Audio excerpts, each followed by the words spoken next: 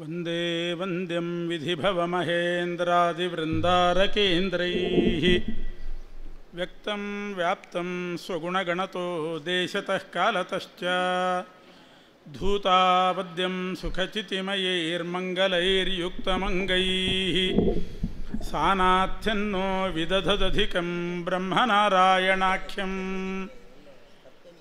ಭೂಷಾರತ್ನಂ ಭುವನವಲಯಸ್ಯಾಖಿಲಾಶ್ಚರ್ಯರತ್ನಂ ಲೀಲಾರತ್ನಂ ಜಲಧಿದುಹಿತುರ್ದೇವತಾ ಮೌಲಿರತ್ನಂ ಚಿಂತಾರತ್ನಂ ಜಗತಿ ಭಜತಾಂ ಸತ್ಸರೋಜದ್ಯುರತ್ನಂ ಕೌಸಲ್ಯಾಯಾಲಸತು ಮಮ ಹೃನ್ಮಂಡಲೇ ಪುತ್ರರತ್ನಂ ಆಪಾದಮೌಲಿಪರ್ಯಂತಂ ಗುರುಣಾಮಾಕೃತಿಂ ಸ್ಮರೇತ್ ತೇನ ವಿಘ್ನಾಃ ಪ್ರಣಶ್ಯಂತಿ ಸಿದ್ಧ್ಯಂತಿ ಚ ಮನೋರಥಾಃ ಓಂ ಜನ್ಮಾದ್ಯಸ್ಯ ಯತೋನ್ವಯಾದಿತರತಶ್ಚಾರ್ಥೇಷ್ವಭಿಜ್ಞಸ್ವರಾಟ್ ತೇನೇ ಬ್ರಹ್ಮಹೃದಾಯ ಆದಿಕವಯೇ ಮುಹ್ಯಂತಿ ಯಂ ಸೂರಯಃ ತೇಜೋ ವಾರಿಮೃದಾಂ ಯಥಾ ವಿನಿಮಯೋ ಯತ್ರ ತ್ರಿಸರ್ಗೋ ಮೃಷಾ ಧಾಮ್ನಾ ಸ್ವೇನ ಸದಾ ನಿರಸ್ತಕುಹಕಂ ಸತ್ಯಂ ಪರಂ ಧೀಮಹಿ ಯಂ ಪ್ರವ್ರಜಂತಮನುಪೇತಮಪೇತಕೃತ್ಯಂ ದ್ವೈಪಾಯನೋ ವಿರಹಕಾತರ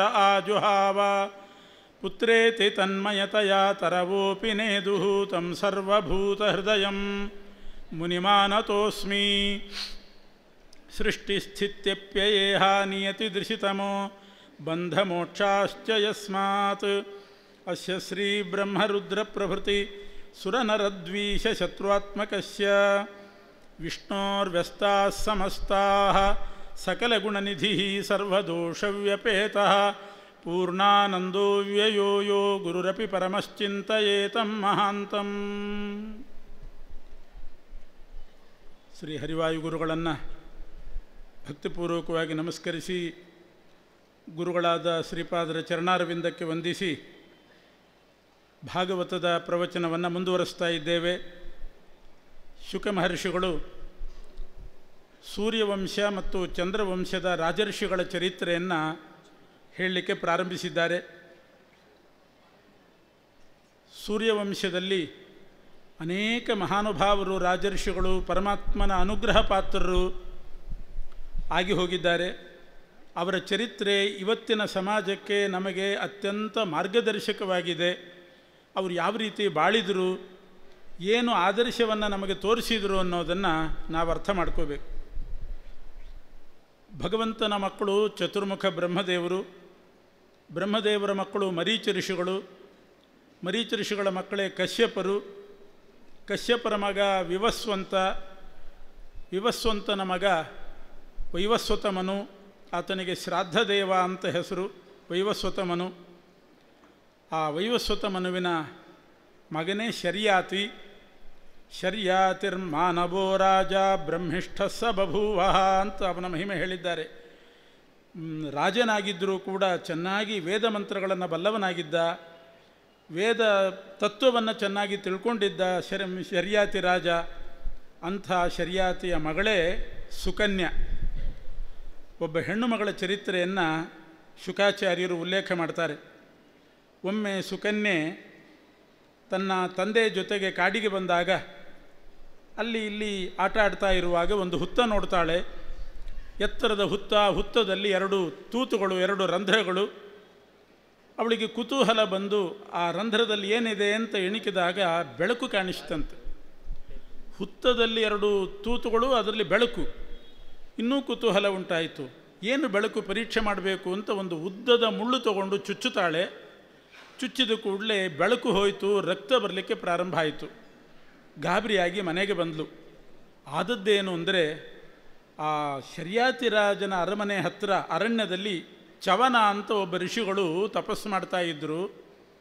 ಅವರ ಸುತ್ತಲೂ ಹುತ್ತ ಬೆಳೆದಿದೆ. ಎರಡು ಕಣ್ಣಿಗೆ ಮಾತ್ರ, ಕಣ್ಣಿಗೆ ಸಮಾನಾಂತರದಲ್ಲಿ ಅವರು ಎರಡು ರಂಧ್ರಗಳನ್ನು ಮಾಡಿಕೊಂಡಿದ್ದರು ಕಣ್ಣು ಕಾಣಲಿಕ್ಕೆ. ಅದು ಅವರ ಕಣ್ಣಿನ ವರ್ಚಸ್ಸು, ಕಣ್ಣಿನ ಬೆಳಕು. ಇವಳಿಗೆ ಅದ್ಯಾವುದೂ ಅರ್ಥ ಆಗಿಲ್ಲ. ಏನೋ ಬೆಳಕು ಅಂತ ಮುಳುಚುಚ್ಚಿದ್ದಾಳೆ, ಕಣ್ಣು ಕುರುಡಾಗಿದೆ, ರಕ್ತ ಬಂತು. ಅದರ ಪರಿಣಾಮವಾಗಿ ಇಡೀ ಶರ್ಯಾತಿಯ ರಾಜ್ಯದಲ್ಲಿ ಎಲ್ಲ ಕಡೆ ಅನಾರೋಗ್ಯ ಉಂಟಾಯಿತು, ತೀವ್ರವಾದ ಅನಾರೋಗ್ಯ. ಶರಿಯಾತಿ ಎಲ್ಲರನ್ನೂ ವಿಚಾರಿಸಿದ ಏನಾಗಿದೆ ಅಂತ. ಮಗಳು ಒಪ್ಕೊಂಡ್ಳು, ನಾನು ಹುತ್ತದಲ್ಲಿ ಮುಳ್ಳು ಚುಚ್ಚಿದೆ, ರಕ್ತ ಬಂತು, ಇದರಿಂದಲೇ ಹೀಗಾಗಿದೆಯೋ ಏನೋ ಅಂತ.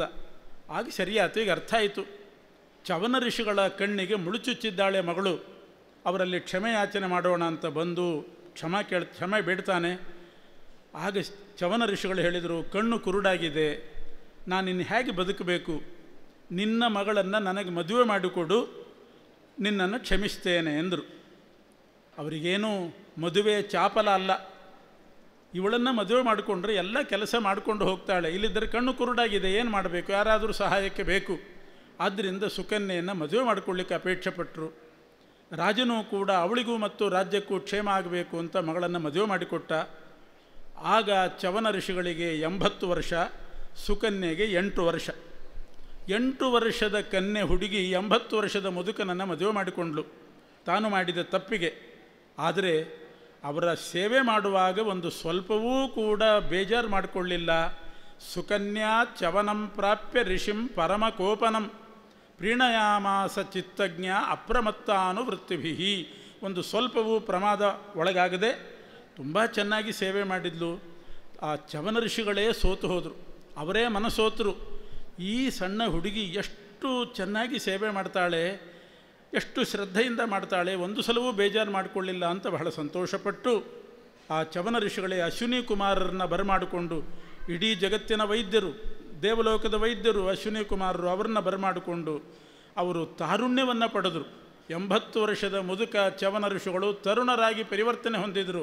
ತಾವೇ ಬಯಸಿ ತಾರುಣ್ಯವನ್ನು ಪಡ್ಕೊಂಡ್ರು, ಕಣ್ಣು ಪಡ್ಕೊಂಡ್ರು. ಅಶ್ವಿನಿ ದೇವತೆಗಳಿಂದ ಕಣ್ಣು ಬಂತು, ತಾರುಣ್ಯ ಬಂತು. ಆಮೇಲೆ ಆ ಸುಕನ್ಯೆ ಜೊತೆಗೆ ಸಂಸಾರ ಪ್ರಾರಂಭ ಆಯಿತು. ಹೀಗೆ ಆ ಸುಕನ್ಯೆ ಎಂಥ ಹುಡುಗಿ, ಅವಳ ಹೆಸರು ಬಹಳ ಸಾರ್ಥಕವಾದ ಹೆಸರು. ಸುಕನ್ಯಾ ಅಂದರೆ ಒಳ್ಳೆ ಹುಡುಗಿ ಅಂತ ಅರ್ಥ. ಆ ಮುದುಕನಾದ ಗಂಡನನ್ನು ಮದುವೆ ಮಾಡಿಕೊಂಡರೂ ಕೂಡ ಅವರು ಪರಮಕೋಪನಂ, ಚವನ ಋಷಿಗಳು ಸ್ವಲ್ಪ ಕೋಪಿಷ್ಠರೇ, ಆದರೂ ಒಂದು ಸಲವೂ ಕೋಪ ಬರದೇ ಇರುವಂತೆ, ಅವರ ಮನಸ್ಸು ಗೆಲ್ಲುವಂತೆ ಅಷ್ಟು ಚೆನ್ನಾಗಿ ಸೇವೆ ಮಾಡಿದ್ದಾಳೆ. ಇದು ಸುಕನ್ಯೆಯ ಆದರ್ಶ. ಯಾವ ರೀತಿ ಇರಬೇಕು, ಪತಿಯಂದ್ರನ್ನು ಹೇಗೆ ಪ್ರೀತಿ ಪಡಿಸಬೇಕು, ಅವರೇ ನಮಗೆ ಮನಸ್ಸೋತಿರಬೇಕು, ಆ ರೀತಿ ನಡ್ಕೊಳ್ಬೇಕು ಅನ್ನೋದಕ್ಕೆ ಸುಕನ್ಯೆ ಕಥೆ. ಒಂದು ಸಲ ಪೂಜ್ಯ ಶ್ರೀಪಾದಂಗಳವರ ಭಾಗವತ ಪ್ರವಚನದಲ್ಲಿ ಕೇಳಿದ್ದೆ, ಒಂದು ಮಾತು ಹೇಳಿದರು. ಆಗಿನ ಸುಕನ್ಯೆ ಮುದುಕನಾಗಿರ್ತಕ್ಕಂಥ ಗಂಡ ತರುಣನಾಗಿ ಪರಿವರ್ತನೆ ಆಗುವ ಹಾಗೆ ಸೇವೆ ಮಾಡಿದ್ಲು. ಇನ್ನು ಕೆಲವರು ಸುಕನ್ಯರಿರ್ತಾರೆ, ತರುಣ ಗಂಡನೂ ಕೂಡ ಮುದುಕ ಆಗಿರಬೇಕು, ಹಾಗೆ ಸೇವೆ ಮಾಡುವವರು ಇರ್ತಾರೆ ಅಂತ ಹೇಳಿದರು. ತಮಾಷೆಗೆ ಹೇಳಿದರು ಆ ಮಾತು. ಹಾಗಾಗಬಾರ್ದು ಅಂತನ್ನೋದಕ್ಕೆ ಸ್ವಾಮಿಗಳ ಮಾತುಗಳಲ್ಲಿ ಇಂಥ ಚಮತ್ಕಾರಗಳು ಬಹಳ ಇರ್ತದೆ. ನಾನು ತಿಳಿದ ಹಾಗೆ ವಾದಿರಾಜ ಸ್ವಾಮಿಗಳ ಚಮತ್ಕಾರ ಆದಮೇಲೆ ಮತ್ತೆ ಚಮತ್ಕಾರ ಇವರದ್ದೇ ನೋಡಬೇಕು, ಅಷ್ಟು ಚಮತ್ಕಾರಕರವಾಗಿರ್ತಕ್ಕಂಥ ಮಾತುಗಳು. ಹಾಗೆ ಸುಕನ್ಯೆ ಬಗ್ಗೆ ನಾವೇನು ಹೇಳ್ತಿದ್ದೀವಿ ಎಲ್ಲ ಅವರದ್ದೇ. ವ್ಯಾಸೋಚ್ಛಿಷ್ಟಂ ಜಗತ್ ಸರ್ವಂ ಅನ್ನೋ ಹಾಗೆ ಅಂಥ ಸುಕನ್ಯೆ ಆದರ್ಶವನ್ನು ತಿಳಿಸಿದ್ದಾರೆ. ಅದೇ ವಂಶದಲ್ಲಿ ಬಂದಂಥವನು ಮತ್ತೊಬ್ಬ ನಾಭಾಗ, ಅವನ ಹೆಸರು ಈ ಮನುವಂಶದಲ್ಲೇ ಬಂದವನು ನಾಭಾಗ. ಅವನ ಕಥೆಯೂ ಕೂಡ ಬಹಳ ರೋಚಕವಾಗಿದೆ. ಅಣ್ಣಂದಿರೆಲ್ಲ ಆಸ್ತಿ ಹಂಚಿಕೊಂಡ್ರು. ನಾಭಾಗನಿಗೆ ಏನೂ ಕೊಡಲಿಲ್ಲಂತೆ, ಎಲ್ಲರೂ ಒಬ್ಬೊಬ್ಬರು ಒಂದೊಂದು ಹಂಚಿಕೊಂಡ್ರು. ಇವನು ಸ್ವಲ್ಪ ಮುಗ್ಧ, ನಾಭಾಗ ಮುಗ್ಧ, ಬಾಯಿ ಸತ್ತವನು ಅಂತಾರೆ, ಹೆಚ್ಚಿಗೇನು ಗಲಾಟೆ ಮಾಡುವವನಲ್ಲ ಏನಲ್ಲ. ತಂದೆ ಹತ್ತಿರ ಬಂದು ಕೇಳಿದ, ಅಣ್ಣಂದಿರೆಲ್ಲ ಆಸ್ತಿ ಹಂಚಿಕೊಂಡ್ರು, ನನಗೇನೂ ಸಿಗಲಿಲ್ಲ ಅಂತ. ಅವರ ಅಪ್ಪನೂ ಅಂಥವನೇ ಮುಗ್ಧ.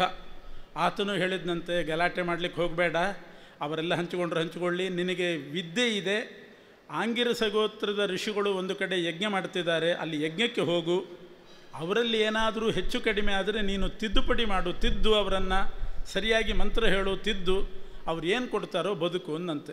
ಇವನು ಒಳ್ಳೆ ನಾಭಾಗ ರಾಜಕುಮಾರನಾದರೂ ಕೂಡ ಒಳ್ಳೆ ಮಂತ್ರಜ್ಞನಾಗಿದ್ದ. ಆಂಗಿರಸ ಗೋತ್ರದ ಋಷಿಗಳ ಯಜ್ಞಕ್ಕೆ ಹೋದ. 6ನೇ ದಿವಸದಲ್ಲಿ ಅವರಿಗೇನೋ ಸ್ವಲ್ಪ ವ್ಯತ್ಯಾಸ ಆಯಿತಂತೆ ಯಜ್ಞ ಮಾಡುವಾಗ. ಈ ರಾಜಕುಮಾರ ಅವರಿಗೆ ತಿಳಿ ಹೇಳಿದ, ನೀವು ಮಾಡೋದು ಹೀಗಲ್ಲ ಹೀಗೆ ಅಂತ ಮಂತ್ರ ನೆನಪು ಮಾಡಿಕೊಟ್ಟ. ಸಾಂಗವಾಗಿ ಯಜ್ಞ ನಡೀತು, ಬಹಳ ಸಂತೋಷಪಟ್ಟರು ಋಷಿಗಳು. ಆಮೇಲೆ ಅದು ಸತ್ರಯಾಗ, ಏನೇನು ಉಳಿತೋ ಉಳಿದದ್ದನ್ನೆಲ್ಲ ನಾಭಾಗನಿಗೆ ಕೊಟ್ರಂತೆ. ಸತ್ರಯಾಗ ಅಂತ ಒಂದು ಕ್ರಮ ಇರ್ತದೆ, ಅಂದರೆ ಎಲ್ಲರೂ ಯಜಮಾನರೇ, ಒಬ್ಬ ಯಜಮಾನ ಅಲ್ಲ, ಎಲ್ಲರೂ ಯಜಮಾನರು. ತಮ್ಮ ಮನೆಯಿಂದ ಹಣ ತಂದು ಪದಾರ್ಥಗಳನ್ನು ತಂದು ಒಂದು ಕಡೆ ಯಜ್ಞ ಮಾಡ್ತಿರ್ತಾರೆ, ಅದಕ್ಕೆ ಸತ್ರ ಅಂತ ಕರೀತಾರೆ. ಆವಾಗ ಸಾಕಷ್ಟು ಹಣ ಸಂಗ್ರಹ ಆಗಿರ್ತದೆ. ಏನು ಉಳಿತದೋ ಅದೆಲ್ಲ ರುದ್ರದೇವರಿಗೆ ಸೇರಿತ್ತು.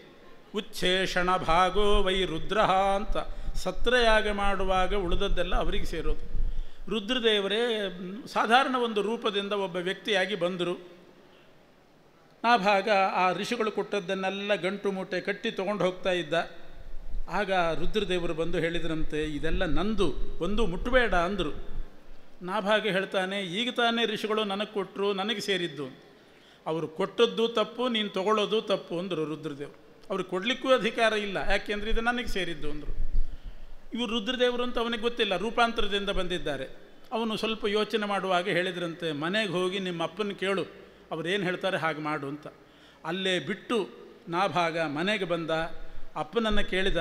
ತಂದೆ ಹೇಳಿದನಂತೆ, ಅದೆಲ್ಲ ರುದ್ರದೇವರಿಗೆ ಸೇರಿದ್ದು, ಅವರದ್ದೇ ಇರಬೇಕು, ಕೊಟ್ಟುಬಿಡು ಅಂತಂದ. ಅವನು ತನ್ನದು ಅಲ್ಲ ಅಂತ ಗೊತ್ತಾದ ಮೇಲೂ ಕೂಡ ಮುದ್ದಾಂ ಕೊಡಲಿಕ್ಕೆ ಬಂದಿದ್ದಾನೆ, ಹೇಳಲಿಕ್ಕೆ ಬಂದಿದ್ದಾನೆ ನಾಭಾಗ. ಪುನಃ ಆ ಸ್ಥಳಕ್ಕೆ ಬಂದು ಹೇಳಿದಂತೆ, ನಮ್ಮ ತಂದೆ ಹೇಳಿದರು ಇದೆಲ್ಲ ನಿಮಗೆ ಸೇರಿದ್ದು, ತೊಗೊಂಡು ಹೋಗಿ ಅಂತ. ಆಗ ಅವನ ಪ್ರಾಮಾಣಿಕತೆಗೆ, ಅವನ ತಂದೆ ಪ್ರಾಮಾಣಿಕತೆಗೆ ಮೆಚ್ಚಿ ರುದ್ರದೇವರು ಹೇಳಿದ್ರಂತೆ, ಹೌದು ಇದೆಲ್ಲ ನನಗೇ ಸೇರಿದ್ದು, ನಾನು ತೊಗೊಳ್ತೇನೆ ಅಂತ ತೊಗೊಂಡು ಆಮೇಲೆ ಅವನಿಗೆ ಕೊಟ್ರಂತೆ. ನಾನು ಕೊಡ್ತೇನೆ, ಅವರು ಕೊಡಲಿಕ್ಕೆ ಅಧಿಕಾರ ಇಲ್ಲ, ನಾನು ಕೊಡ್ತೇನೆ ತಗೋ ಅಂತ ತೊಗೊಂಡು ಪುನಃ ಕೊಟ್ರಂತೆ. ನಮ್ಮ ಪ್ರಾಮಾಣಿಕತೆಗೆ, ನಮ್ಮ ನಿಯತ್ತಿಗೆ ದೇವತೆಗಳು ಹೇಗೆ ಮೆಚ್ಚುತ್ತಾರೆ ಅಂತನ್ನೋದಕ್ಕೆ ನಾಭಾಗ ನಿದರ್ಶನ. ಅಷ್ಟು ಪ್ರಾಮಾಣಿಕ ವ್ಯಕ್ತಿಯಾಗಿದ್ದ. ಅವನಿಗೆ ಸಿಗಬೇಕಾದ್ದೆಲ್ಲ ಸಿಕ್ತು.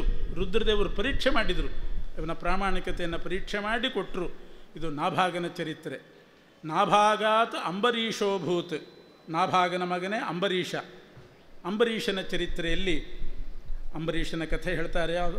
ಅಂಬರೀಷೋ ಮಹಾಭಾಗ ಸಪ್ತದ್ವೀಪವತೀಂ ಮಹೀಂ. ಸಪ್ತದ್ವೀಪ ಸಹಿತವಾದ ಭೂಮಂಡಲದ ಅಧಿಪತಿಯಾಗಿದ್ದ. ಅವ್ಯಯಾಂಚ ಶ್ರಿಯಂ ಲಬ್ಧ್ವಾ. ಬೇಕಾದಷ್ಟು ಸಂಪತ್ತು, ಎಷ್ಟು ಖರ್ಚು ಮಾಡಿದರೂ ಕೂಡ ಉಳಿಯುವಷ್ಟು ಸಂಪತ್ತು, ಅಧಿಕಾರ, ಸಪ್ತದ್ವೀಪ ಸಹಿತ ಭೂಮಂಡಲ ಎಲ್ಲ ಇತ್ತು.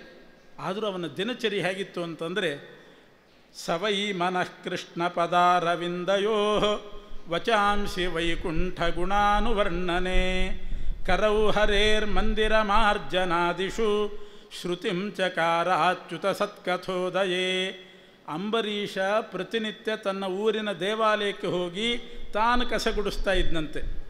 ಯಾಕೆ? ನಮ್ಮೂರಿನ ದೇವಾಲಯ, ನಮ್ಮ ದೇವರು, ನಾವು ಕಸಗುಡಿಸ್ಬೇಕು ಅಂತ ಊರಿನ ದೇವಾಲಯದಲ್ಲಿ ಕರವು ಹರೇರ್ ಮಂದಿರ ಮಾರ್ಜನಾದಿಷು, ತಾನೇ ಹರಿಮಂದಿರ ಮಾರ್ಜನ, ಕಸಗುಡಿಸೋದು, ಒರೆಸೋದು, ಸಾರಿಸೋದು, ಇದೇ ಕೆಲಸ ಮಾಡ್ತೀವಿ. ಒಂದು ದಿವಸವೂ ಕೂಡ ಪರಮಾತ್ಮನ ಕಥಾಶ್ರವಣ ಇಲ್ಲದ ದಿವಸ ಇಲ್ಲ. ಪ್ರತಿನಿತ್ಯ ಭಗವಂತನ ಕಥಾಶ್ರವಣ, ನಿತ್ಯ ಪುರಾಣ ಶ್ರವಣ ಅಂತ ಒಂದು ಪದ್ಧತಿ ಇಟ್ಟುಕೊಂಡಿದ್ದ.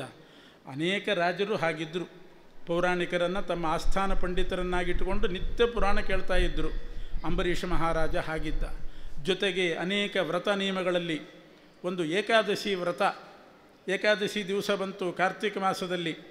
ಏಕಾದಶಿ ಅನುಷ್ಠಾನ ಮಾಡಿದ್ದಾನೆ. ಮರುದಿವಸ ಪಾರಣೆ ಆಗಬೇಕು. ಅನೇಕ ಬ್ರಾಹ್ಮಣರು ಬಂದಿದ್ದರು. ದುರ್ವಾಸ ಮುನಿಗಳು ಬಂದರು. ಅವರನ್ನು ಊಟಕ್ಕೆ ಎಬ್ಬಿಸಿದ. ಆದರೆ ಯಮುನಾ ನದಿಗೆ ಹೋದ ದುರ್ವಾಸರು ಬರೋದು ಸ್ವಲ್ಪ ವಿಳಂಬ ಆಯಿತು. ದ್ವಾದಶಿ ವಿಳಂಬ ಆಯಿತು. ಬೇಗ ಪಾರಣೆ ಆಗಬೇಕು ದ್ವಾದಶಿ ದಿವಸ. ವಿಳಂಬವಾದಾಗ ಏನು ಮಾಡಬೇಕು? ಅವರನ್ನು ಕಾಯ್ತಾ ಕೂತ್ಕೊಂಡ್ರೆ ತಿಥಿ ಮೀರ್ತದೆ, ತಿಥಿ ಅತಿಕ್ರಮಣ. ತಿಥಿಗೆ ಪ್ರಾಶಸ್ತ್ಯ ಕೊಟ್ಟು ಪಾರಣೆ ಮಾಡಿಬಿಟ್ರೆ ಆ ಋಷಿಗಳ ಅತಿಕ್ರಮಣ, ದುರ್ವಾಸರ ಅತಿಕ್ರಮಣ. ಬಂದಂಥ ಬ್ರಾಹ್ಮಣರನ್ನು ಕೇಳಿದ, ಏನು ಮಾಡಬೇಕು? ಅವರೆಲ್ಲರೂ ಕೂಡ ಮೊದಲು ಬಂದ ಮುನಿಗಳು ಹೇಳಿದರು, ಜಲಪಾರಣೆ ಮಾಡು ಅಂದರು. ನೀರು ಕುಡಿದು ಪಾರಣೆ ಮಾಡು, ದೋಷ ಇಲ್ಲ. ಮಾಡಿದ ಅಡಿಗೆಯನ್ನು ಅವರಿಗೆ ಬಡಿಸಿ ಊಟ ಮಾಡು, ನೀರು ಕುಡಿ ಅಂತ, ಅದಕ್ಕೆ ದೋಷ ಇಲ್ಲ. ಕೆಲವು ಸಮಸ್ಯೆಗಳು ಬಂದಾಗ 10 ಜನ ಋಷಿಗಳು, ಮುನಿಗಳು, ಮಂತ್ರಜ್ಞರು ಏನು ಹೇಳ್ತಾರೋ ಅದೇ ಧರ್ಮಶಾಸ್ತ್ರ. ಬಹಳ ಸುಲಭ ಇದೆ ಧರ್ಮಾನುಷ್ಠಾನ. ಯಥಾತೇ ತತ್ರ ವರ್ತೇರನ್ ತಥಾ ತತ್ರ ವರ್ತೇಥಾ ಏಷ ಆದೇಶ ಏಷ ಉಪದೇಶ. ನಮಗೇನಾದರೂ ಸಂಕಟ ಬಂದಾಗ, ಸಮಸ್ಯೆ ಬಂದಾಗ 4 ಜನ ಮಂತ್ರಜ್ಞರು ಏನು ಹೇಳ್ತಾರೆ ಅದೇ ಧರ್ಮಶಾಸ್ತ್ರ. ಅಷ್ಟು ಸುಲಭ ಮಾಡಿದ್ದಾನೆ ಪರಮಾತ್ಮ. ದೊಡ್ಡವರು ಮಹನೀಯರು ಅವರ ಬಾಯಿಯಿಂದ ಏನು ಬರ್ತದೆ ಅದೇ ಧರ್ಮ. ಅವರೆಲ್ಲರೂ ಹೇಳಿದರು, ನೀನು ಜಲಪಾರಣೆ ಮಾಡು ಅಂತ. ಮಾಡಿದ. ಆದರೆ ಇವನನ್ನು ಪರೀಕ್ಷೆ ಮಾಡುವ ಉದ್ದೇಶ. ದುರ್ವಾಸ ಋಷಿಗಳು ಬಂದರು, ಯಮುನಾ ನದಿಯಿಂದ ಬಂದರು. ನನ್ನನ್ನು ಬಿಟ್ಟು ನೀನು ನೀರನ್ನಾದರೂ ಹೇಗೆ ಕುಡ್ದಿ? ನನ್ನನ್ನು ತಿರಸ್ಕಾರ ಮಾಡಿದಿ, ಅವಹೇಳನ ಮಾಡಿದಿ, ನಿನ್ನನ್ನು ಸುಮ್ಮನೆ ಬಿಡೋದಿಲ್ಲ ಅಂತ ಒಂದು ಭೂತ ಸೃಷ್ಟಿ ಮಾಡಿದರು. ಆ ಭೂತ ಅಂಬರೀಷನನ್ನು ಸುಡಲಿಕ್ಕೆ ಅಂತ ಬಂದಾಗ ಇದ್ದಕ್ಕಿದ್ದ ಹಾಗೆ ಸುದರ್ಶನ ಚಕ್ರ ಅಡ್ಡ ಬಂತು. ಸುದರ್ಶನ ಚಕ್ರ ಬಂದು ಆ ಭೂತವನ್ನೇ ಓಡಿಸಿ ಅಂಬರೀಷನನ್ನು ಕಾಪಾಡ್ತಾ ಇದೆ. ಎಲ್ಲಿತ್ತು ಸುದರ್ಶನ ಚಕ್ರ ಅಂತಂದರೆ, ಭಾಗವತದಲ್ಲಿ ವ್ಯಾಸರು ಹೇಳ್ತಾರೆ, ಇವನು ಯಾವಾಗ ಏಕಾದಶಿ ವ್ರತ ಮಾಡ್ತೇನೆ ಅಂತ ಸಂಕಲ್ಪ ಮಾಡಿದ, ಅದು ಯಾವಾಗ ಸಂಕಲ್ಪ ಮಾಡಬೇಕು? ದಶಮಿ ಬೆಳಿಗ್ಗೆ. ಏಕಾದಶಿ ಅಂದರೆ ದಿನತ್ರಯ ವ್ರತ. ದಶಮಿ, ಏಕಾದಶಿ, ದ್ವಾದಶಿ 3 ದಿನ ಸೇರಿ ವ್ರತ. ದಶಮಿ ಒಂದೇ ಊಟ, ಏಕಾದಶಿ ನಿರಾಹಾರ, ದ್ವಾದಶಿ ಒಂದು ಊಟ. ಹೀಗೆ ದಶಮಿ ಬೆಳಗ್ಗೆ ಸಂಕಲ್ಪ ಮಾಡುವಾಗ ಪರಮಾತ್ಮನ ಸುದರ್ಶನ ಚಕ್ರ ಬಂದು ಅಲ್ಲಿತ್ತಂತೆ. ಯಾವುದೇ ದೇವತಾ ಕಾರ್ಯ ಮಾಡ್ತೇವೆ ಅಂತ ನಾವು ಸಂಕಲ್ಪ ಮಾಡಲಿಕ್ಕೆ ಹೊರಟಾಗ, ಹರಿಪ್ರೀತಿಗಾಗಿ ಮಾಡಲಿಕ್ಕೆ ಹೊರಟಾಗ ಭಗವಂತನ ಸುದರ್ಶನ ಚಕ್ರ ಬಂದು ಅವರಿಗೆ ಗೊತ್ತಿಲ್ಲದೆ ಅಲ್ಲಿ ಸಂರಕ್ಷಣೆಗಾಗಿ ನಿಂತಿರ್ತದೆ. ಯಾವುದಾದ್ರೂ ಅಡ್ಡಿ ಅಡಚಣೆಗಳು ಬಂದರೆ ಆ ಸುದರ್ಶನ ಚಕ್ರ ನೋಡ್ಕೋತದೆ. ಕಾರ್ಯಕ್ರಮ ಎಲ್ಲ ಮುಗಿದ ಮೇಲೆ ವಾಪಸ್ ಹೋಗ್ತದೆ. ರಕ್ಷಣಾ ದಳದವರು ಮೊದಲೇ ಬಂದು ನಿಲ್ತಾರೆ, ಕಾರ್ಯಕ್ರಮ ಮುಗಿದ ಮೇಲೆ ಹೋಗ್ತಾರೆ. ಹಾಗೆ ದೈವಿಕ ಕಾರ್ಯಕ್ರಮ ಮಾಡುವಾಗ ಸುದರ್ಶನ ಚಕ್ರ ಬಂದಿರ್ತದೆ. ಪ್ರಾಗ್ದಿಷ್ಟಂ ಭೃತ್ಯರಕ್ಷಾಯಾಂ ಪುರುಷೇಣ ಮಹೀಯಸ. ಪ್ರಾಗ್ದಿಷ್ಟಂ ಮೊದಲೇ ಬಂದಂಥ ಸುದರ್ಶನ ಚಕ್ರ ದೇವರ ಮನೆಯಿಂದ ಹೊರಗೆ ಬಂತು, ಭೂತವನ್ನು ಸುಟ್ಟು ದುರ್ವಾಸರ ಬೆನ್ನಹತ್ತಿತು. ಎಲ್ಲ ಕಡೆ ತಿರುಗಿ ವೈಕುಂಠಕ್ಕೆ ಹೋದರು ದುರ್ವಾಸರು. ಭಗವಂತ ಹೇಳಿದ ಮಾತೇನು? ಸುದರ್ಶನ ಚಕ್ರ ನಂದು ಹೌದು, ಆದರೆ ನಾನೇ ಸ್ವತಂತ್ರನಲ್ಲ. ಅಹಂ ಭಕ್ತಪರಾಧೀನಃ. ಅಂಬರೀಷನಿಗೆ ಅಪರಾಧ ಮಾಡಿದ್ದೀರಿ, ಅಲ್ಲೇ ಹೋಗ್ರಿ ಎಂದ ಪರಮಾತ್ಮ. ಮತ್ತೆ ದುರ್ವಾಸ ಋಷಿಗಳು ವೈಕುಂಠದಿಂದ ಭೂಲೋಕಕ್ಕೆ ಬಂದು ಅಂಬರೀಷನನ್ನು ಕೇಳಿಕೊಂಡಾಗ ಅಂಬರೀಷ ಪ್ರಾರ್ಥನೆ ಮಾಡಿ, ಸುದರ್ಶನ ನಮಸ್ತುಭ್ಯಂ ಸಹಸ್ರಾರ ಅಚ್ಯುತ ಪ್ರಿಯ ಸರ್ವಾಸ್ತ್ರಘಾತಿನ್ ವಿಪ್ರಾಯ ಸ್ವಸ್ತಿ ಭೂಯ ಇಡಸ್ಪತೆ ಅಂತ ಸುದರ್ಶನ ಚಕ್ರ ಪ್ರಾರ್ಥನೆ ಮಾಡಿ ಅದನ್ನು ದೇವರ ಮನೆಗೆ ಕಳಿಸಿದ. ಅಷ್ಟೊತ್ತಿಗೆ ದುರ್ವಾಸರಿಗೆ ಉಸಿರು ಬಂತು. ಸರಿಯಾಗಿ ಮುಂದಿನ ಕಾರ್ತಿಕ ದ್ವಾದಶಿ ಬಂದಿತ್ತಂತೆ. ಹಿಂದಿನ ವರ್ಷದ ಕಾರ್ತಿಕ ದ್ವಾದಶಿ ಓಡ್ಲಿಕ್ಕೆ ಶುರು ಮಾಡಿದರು, ಸುದರ್ಶನ ಚಕ್ರ ಬೆನ್ನಹತ್ತಿತ್ತು ಅಂತ. ಸಂವತ್ಸರೋತ್ಯಗಾತ್ತಾವತ್ತು 1 ಸಂವತ್ಸರ ತಿರುಗಿದರು. ಭೂಲೋಕ ತಿರುಗಿ, ಕೈಲಾಸ, ಸತ್ಯಲೋಕ ಎಲ್ಲ ಹೋಗಿ ವೈಕುಂಠಕ್ಕೆ ಹೋಗಿ ಭೂಮಿಗೆ ಬರುವಾಗ 1 ಸಂವತ್ಸರ ಕಳೆದಿತ್ತು. ಮುಂದಿನ ವರ್ಷದ ಕಾರ್ತಿಕ ದ್ವಾದಶಿ ಬಂತು. ಅವತ್ತು ಅವರಿಗೆ ಊಟ ಮಾಡಿಸಿ, ಭೋಜನ ಮಾಡಿಸಿ ಅಂಬರೀಷ ಆಮೇಲೆ ತಾನು ಪಾರಣೆ ಮಾಡಿದ್ದಂತೆ. 1 ವರ್ಷದವರೆಗೆ ದ್ವಾದಶಿಯಿಂದ ದಶಮಿಯವರೆಗೆ ನೀರು ಕುಡಿತಾ ಇದ್ದ. ಏಕಾದಶಿ ಅದೂ ಇಲ್ಲ, ಮತ್ತು ದ್ವಾದಶಿಯಿಂದ ದಶಮಿಯವರೆಗೆ ನೀರು. ಯಾಕೆ? ಅವರಿಗೆ ಊಟಕ್ಕೆ ಹೇಳಿದ್ದ. ಅವರಿಗೆ ಊಟ ಮಾಡಿಸದೆ ತಾನು ಮಾಡಿದರೆ ಅದು ಪಾಪ ಬರ್ತದೆ ಅಂತ ಅಷ್ಟು ಶ್ರದ್ಧೆಯಿಂದ ದುರ್ವಾಸರಿಗೆ ಭೋಜನ ಮಾಡಿಸಿಯೇ ತಾನು ಮಾಡಬೇಕು ಅಂತ ಕಾಯ್ತಾ ಇದ್ದ. ಹೀಗೆ ದುರ್ವಾಸರು ಸಾಧಾರಣ ಅಲ್ಲ, ಅಂಬರೀಷನಿಗೆ 1 ವರ್ಷ ನೀರು ಕುಡಿಸಿದಂಥ ಮಹಾನುಭಾವ. ಅವರಿಗೆ ಅದೂ ಇಲ್ಲ ಪಾಪ. ಎಲ್ಲಿಯಾದರೂ ನೀರು ಕುಡಿಯೋಣ ಅಂದರೆ ಸುದರ್ಶನ ಚಕ್ರ ಬೆನ್ನಹತ್ತಿತ್ತು. ಇದು ಅಹೋ ಅನಂತದಾಸಾನಾಂ ಮಹತ್ವಂ ದೃಷ್ಟ ಮಧ್ಯಮೆ ಅಂತಾರೆ. ಭಗವಂತನ ದಾಸರಿಗೆ ಎಷ್ಟು ಮಹತ್ವ ಇರ್ತದೆ. ಅವ್ರಿಗೆ ಯಾರೇ ಆಗಿರಲಿ, ಒಬ್ಬ ಕ್ಷತ್ರಿಯ ಆಗಿರಬಹುದು. ಇವರು ರುದ್ರಾಂಶ ಸಂಭೂತರು. ದುರ್ವಾಸರು ದೊಡ್ಡವರು, ಅಂಬರೀಷನಿಗಿಂತ ಬಹಳ ದೊಡ್ಡವರು. ಆದರೂ ಒಬ್ಬ ರಾಜನಾಗಿರ್ತಕ್ಕಂಥ ಅಂಬರೀಷನಿಗೆ, ಭಗವದ್ಭಕ್ತನಿಗೆ ಎಷ್ಟು ಮಹತ್ವ ಇದೆ ಅಂತನ್ನೋದು ಜಗತ್ತಿಗೆ ತೋರಿಸಬೇಕು. ಪರಮಾತ್ಮ ಯಾವ ರೀತಿ ಅವರ ಪಕ್ಷಪಾತಿಯಾಗಿದ್ದ. ಕೇವಲ ದೇವತೆಗಳಿಗೆ ಮಾತ್ರ, ಇಂಥ ವರ್ಗದವರಿಗೆ ಮಾತ್ರ ಅಂತಿಲ್ಲ. ಯಾರು ಭಕ್ತರಾಗಿರ್ತಾರೋ, ಅವನ ಪ್ರೀತಿಕರ ಕರ್ಮ ಮಾಡ್ತಾರೋ ಅವರಿಗೆಲ್ಲರಿಗೂ ಕೂಡ ಭಗವಂತ ಅನುಕೂಲವಾಗಿರ್ತಾನೆ ಅನ್ನೋ ತತ್ವವನ್ನು ತೋರಿಸಲಿಕ್ಕೆ ದುರ್ವಾಸ ಋಷಿಗಳು ಈ ರೀತಿ ಮಾಡಿದರು. ಅದಕ್ಕೆ ಒಬ್ಬ ಕವಿಗಳು ಹೇಳ್ತಾರೆ, ಪರಮಾತ್ಮ ಯಾರಿಗೆ ಮೆಚ್ಚುತ್ತಾನೆ, ಯಾರಿಗೆ ಒಲಿತಾನೆ, ಇಂಥ ವರ್ಗಕ್ಕೆ, ಇಂಥ ವಯಸ್ಸಿನವರಿಗೆ, ಇಂಥ ಲಿಂಗದವರಿಗೆ ಅಂತ ನಿಯಮ ಇಲ್ಲ. ಯಾರಿಗೆ ಬೇಕಾದ ಭಕ್ತಿ ಮಾಡಿದವರಿಗೆ ಯಾರಿಗೆ ಬೇಕಾದರೂ ಒಲಿತಾನೆ. ವ್ಯಾಧಸ್ಯಾಚರಣಂ ಧ್ರುವಸ್ಯ ಚ ವಯಃ ವಿದ್ಯಾ ಗಜೇಂದ್ರಸ್ಯ ಕಾ ಜಾತಿರ್ವಿದುರಸ್ಯ ಯಾದವಪತೆ ರುಗ್ರಸ್ಯ ಕಿಂ ಪೌರುಷಂ ಕುಬ್ಜಾಯಾಃ ಕಮನೀಯ ರೂಪಮಪಿ ಕಿಂ ತತ್ಸುಧಾಮ್ನೋಧನಂ ಭಕ್ತ್ಯಾ ತುಷ್ಯತಿ ಕೇಶವೋ ನತು ಧನೈಃ ಭಕ್ತಿಪ್ರಿಯಃ ಕೇಶವಃ. ವ್ಯಾಧಸ್ಯಾಚರಣಂ. ವಾಲ್ಮೀಕಿ ಋಷಿಗಳು ವ್ಯಾಧರಾಗಿದ್ದರು, ಪ್ರಾಣಿಗಳನ್ನು ಬೇಟೆಯಾಡ್ತಾ ಇದ್ದರು. ಅಂಥ ವ್ಯಾಧರಾದ ವಾಲ್ಮೀಕಿ ಋಷಿಗಳಿಗೆ ಒಲಿದು ಅವರ ಕೈಯಿಂದ ರಾಮಾಯಣ ಬರೆಸ್ಕೊಂಡಿದ್ದಾನೆ ಪರಮಾತ್ಮ. ಯಾರು? ವಾಲ್ಮೀಕಿ ಋಷಿಗಳು ವ್ಯಾಧರು. ಎಂಥ ಅವರ ಭಕ್ತಿಗೆ ಹೇಗೆ ಮೆಚ್ಚಿದ. ವ್ಯಾಧಸ್ಯಾಚರಣಂ ಧ್ರುವಸ್ಯ ಚ ವಯಃ. 5 ವರ್ಷದ ಧ್ರುವನಿಗೆ ಮೆಚ್ಚಿ ವಾಸುದೇವ ರೂಪಿ ಪರಮಾತ್ಮ ಅನುಗ್ರಹ ಮಾಡಿದ. ಅವನಲ್ಲಿ ಏನು ವಯಸ್ಸಿತ್ತು? ವಾಲ್ಮೀಕಿಗಳಲ್ಲಿ ಅವರು ವ್ಯಾಧರು. ಅವರಲ್ಲಿ ಏನು ಆಚರಣೆ ಇತ್ತು, ಏನು ಸದಾಚಾರ ಇತ್ತು. ಅವರು ಅಂದರೆ ಮಾಡಬಾರ್ದು ಅಂತ ಅರ್ಥ ಅಲ್ಲ, ಭಗವಂತ ಭಕ್ತಿಗೆ ಬೆಲೆ ಕೊಡ್ತಾನೆ. ಸದಾಚಾರ ಎಲ್ಲವೂ ಬೇಕು, ಭಕ್ತಿಗೆ ಪ್ರಾಶಸ್ತ್ಯ ಕೊಡ್ತಾನೆ ಅಂತನ್ನೋದಕ್ಕೆ ವ್ಯಾಧಸ್ಯ ಆಚರಣಂ ಧ್ರುವಸ್ಯ ಚ ಕಿಂ ತತ್ ಸುಧಾಮ ವಿದ್ಯಾ ಗಜೇಂದ್ರಶ್ಯಕ. ಗಜೇಂದ್ರನಿಗೆ ಒಲಿದಿದ್ದಾನೆ, ಅವನಲ್ಲೇನು ವಿದ್ಯೆ ಇತ್ತು? ವಿದ್ಯಾ ಗಜೇಂದ್ರಶ್ಯಕ ಕಾ ಜಾತಿರ್ ವಿದುರಸ್ಯ. ವಿದುರನಿಗೆ ಒಲಿದ ಪರಮಾತ್ಮ. ವಿದುರ ಕೃಷ್ಣನ ಕಥೆಯಲ್ಲಿ ಬರ್ತದೆ. ಶ್ರೀಕೃಷ್ಣ ಕೌರವರ ಜೊತೆಗೆ ಸಂಧಾನ ಪ್ರಯತ್ನ ಮಾಡೋಣ ಅಂತ ಬಂದಂತೆ. ಬಂದರೆ ದುರ್ಯೋಧನ ಊಟಕ್ಕೆ ಕರೆದ. ಕೃಷ್ಣ, ನೀನು ಬಹಳ ದೂರದಿಂದ ಬಂದಿದ್ದಿ, ನಮ್ಮ ಮನೇಲಿ ಊಟ ಮಾಡು, ಆಮೇಲೆ ಮೀಟಿಂಗ್ ಮಾಡೋಣ ಅಂತ. ದುರ್ಯೋಧನನ ಮನೆಗೆ ಹೋಗಲಿಲ್ಲ. ನೀವೆಲ್ಲ ಪಾಂಡವರ ದ್ವೇಷಿಗಳು, ಸಜ್ಜನರ ದ್ವೇಷಿಗಳು, ನಿಮ್ಮ ಮನೇಲಿ ಊಟ ಮಾಡೋದಿಲ್ಲ. ಧೃತರಾಷ್ಟ್ರ ಕರೆದ, ಯಾರ ಮನೆಗೂ ಊಟಕ್ಕೆ ಹೋಗಲಿಲ್ಲ. ಹಾಗಾದರೆ ಎಲ್ಲಿ ಹೋಗ್ತೀನಿ ನೀನು ಅಂದರೆ, ವಿದುರನ ಮನೆಗೆ ಹೋಗ್ತೇನೆ ಎಂದ. ವಿದುರನ ಮನೆಗೆ ಹೋದ. ವಿದುರನ ಮನೆಗೆ ಹೋದರೆ ಅಲ್ಲಿ ವಿದುರ ಇದ್ದಿಲ್ಲ, ಮನೆಯಲ್ಲೇ ಇದ್ದಿಲ್ಲ. ಇವರು ಮೃಷ್ಟಾನ್ನ ತಯಾರು ಮಾಡಿ ಕಾಯ್ತಾ ಇದ್ದಾರೆ ಕೃಷ್ಣನಿಗೆ ಊಟಕ್ಕೆ ಕರೆಸೋಣ ಅಂತ. ಇವರು ಮನೆಯನ್ನೆಲ್ಲ ಬಿಟ್ಟು ಸಿದ್ಧಮನ್ನಂ ಪರಿತ್ಯಜ್ಯ ಅನ್ನೋ ಹಾಗೆ ಎಲ್ಲ ಬಿಟ್ಟು ವಿದುರನ ಮನೆಗೆ ಹೋದರೆ, ವಿದುರ ಮನೆಯಲ್ಲಿದ್ದಿಲ್ಲಂತೆ, ಮಾರ್ಕೆಟ್ಗೆ ಹೋಗಿದ್ದಂತೆ. ಬಾಳೆಹಣ್ಣು ತರೋಣ, ಕೃಷ್ಣ ನಮ್ಮನೆಗೆ ಬರಬಹುದು, ಅವನಿಗೆ ಬಾಳೆಹಣ್ಣು ಕೊಡೋಣ, ಏನಾದರೂ ತಿಂತಾನೋ ಇಲ್ಲೋ ಅಂತ ಅವನಿಗೆ ಭಯ, ಬಾಳೆಹಣ್ಣು ಕೊಡೋಣ ಅಂತ ತರಲಿಕ್ಕೆ ಮಾರ್ಕೆಟಿಗೆ ಹೋಗಿದ್ದಂತೆ. ವಿದುರನ ಹೆಂಡತಿ ಇದ್ಲು. ಕೃಷ್ಣ ಬಂದ ಅಂತ ಭಾರೀ ಸಂಭ್ರಮ ವಿದುರನ ಹೆಂಡತಿಗೆ. ಗೃಹಮುಪಗತೆ ಸಂಭ್ರಮ ಗಮಃ ಅಂತಾರೆ. ಭಾರೀ ಗಡಿಬಿಡಿಯಲ್ಲಿ ಸಂಭ್ರಮದಲ್ಲಿ ಕೃಷ್ಣನ ಸ್ವಾಗತ ಮಾಡಿ ಅವನನ್ನು ಕೂಡಿಸಿ ಮೊದಲೇ ಇದ್ದ ಬಾಳೆಹಣ್ಣುಗಳನ್ನೇ ತಿನ್ನಿಸ್ಲಿಕ್ಕೆ ಹೊರಟ್ಲವಳು. ಆ ಗಡಿಬಿಡಿಯಲ್ಲಿ ಸಂಭ್ರಮದಲ್ಲಿ ಬಾಳೆಹಣ್ಣು ಸುಲಿತಾಳೆ. ಆ ಒಳಗಿನ ತಿರುಳನ್ನು ಕಸದ ಬುಟ್ಟಿಗೆ ಹಾಕೋದು, ಸಿಪ್ಪೆ ಕೃಷ್ಣನಿಗೆ ಕೊಡೋದು. ಕೃಷ್ಣ ಅದನ್ನೇ ತಿಂತಾ ಇದ್ದಾನೆ. ಒಂದಾಯಿತು, ಎರಡಾಯಿತು, ಬಾಳೆಹಣ್ಣು ಸಿಪ್ಪೆ ತಿಂತಿದ್ದಾನೆ, ಆರಾಮಾಗಿ ತಿಂತಾ ಇದ್ದಾನೆ. ಅಷ್ಟೊತ್ತಿಗೆ ವಿದುರ ಬಂದ. ಮಾರ್ಕೆಟ್ನಿಂದ ಒಳ್ಳೆ ಬಾಳೆಹಣ್ಣು ತೊಗೊಂಡು ಬಂದ. ಇದು ಸ್ವಲ್ಪ ಹಳೇದಾಗಿದೆ ಅಂತ ತರಲಿಕ್ಕೆ ಹೋಗಿದ್ದ, ತಂದ. ನೋಡ್ತಾನೆ ಹೆಂಡತಿ ಮೈ ಮೇಲೆ ಎಚ್ಚರ ಇಲ್ಲದೇನೆ ಕೃಷ್ಣನಿಗೆ ಬಾಳೆಹಣ್ಣು ಸಿಪ್ಪೆ ತಿನ್ನಿಸ್ತಾ ಇದ್ದಾಳೆ.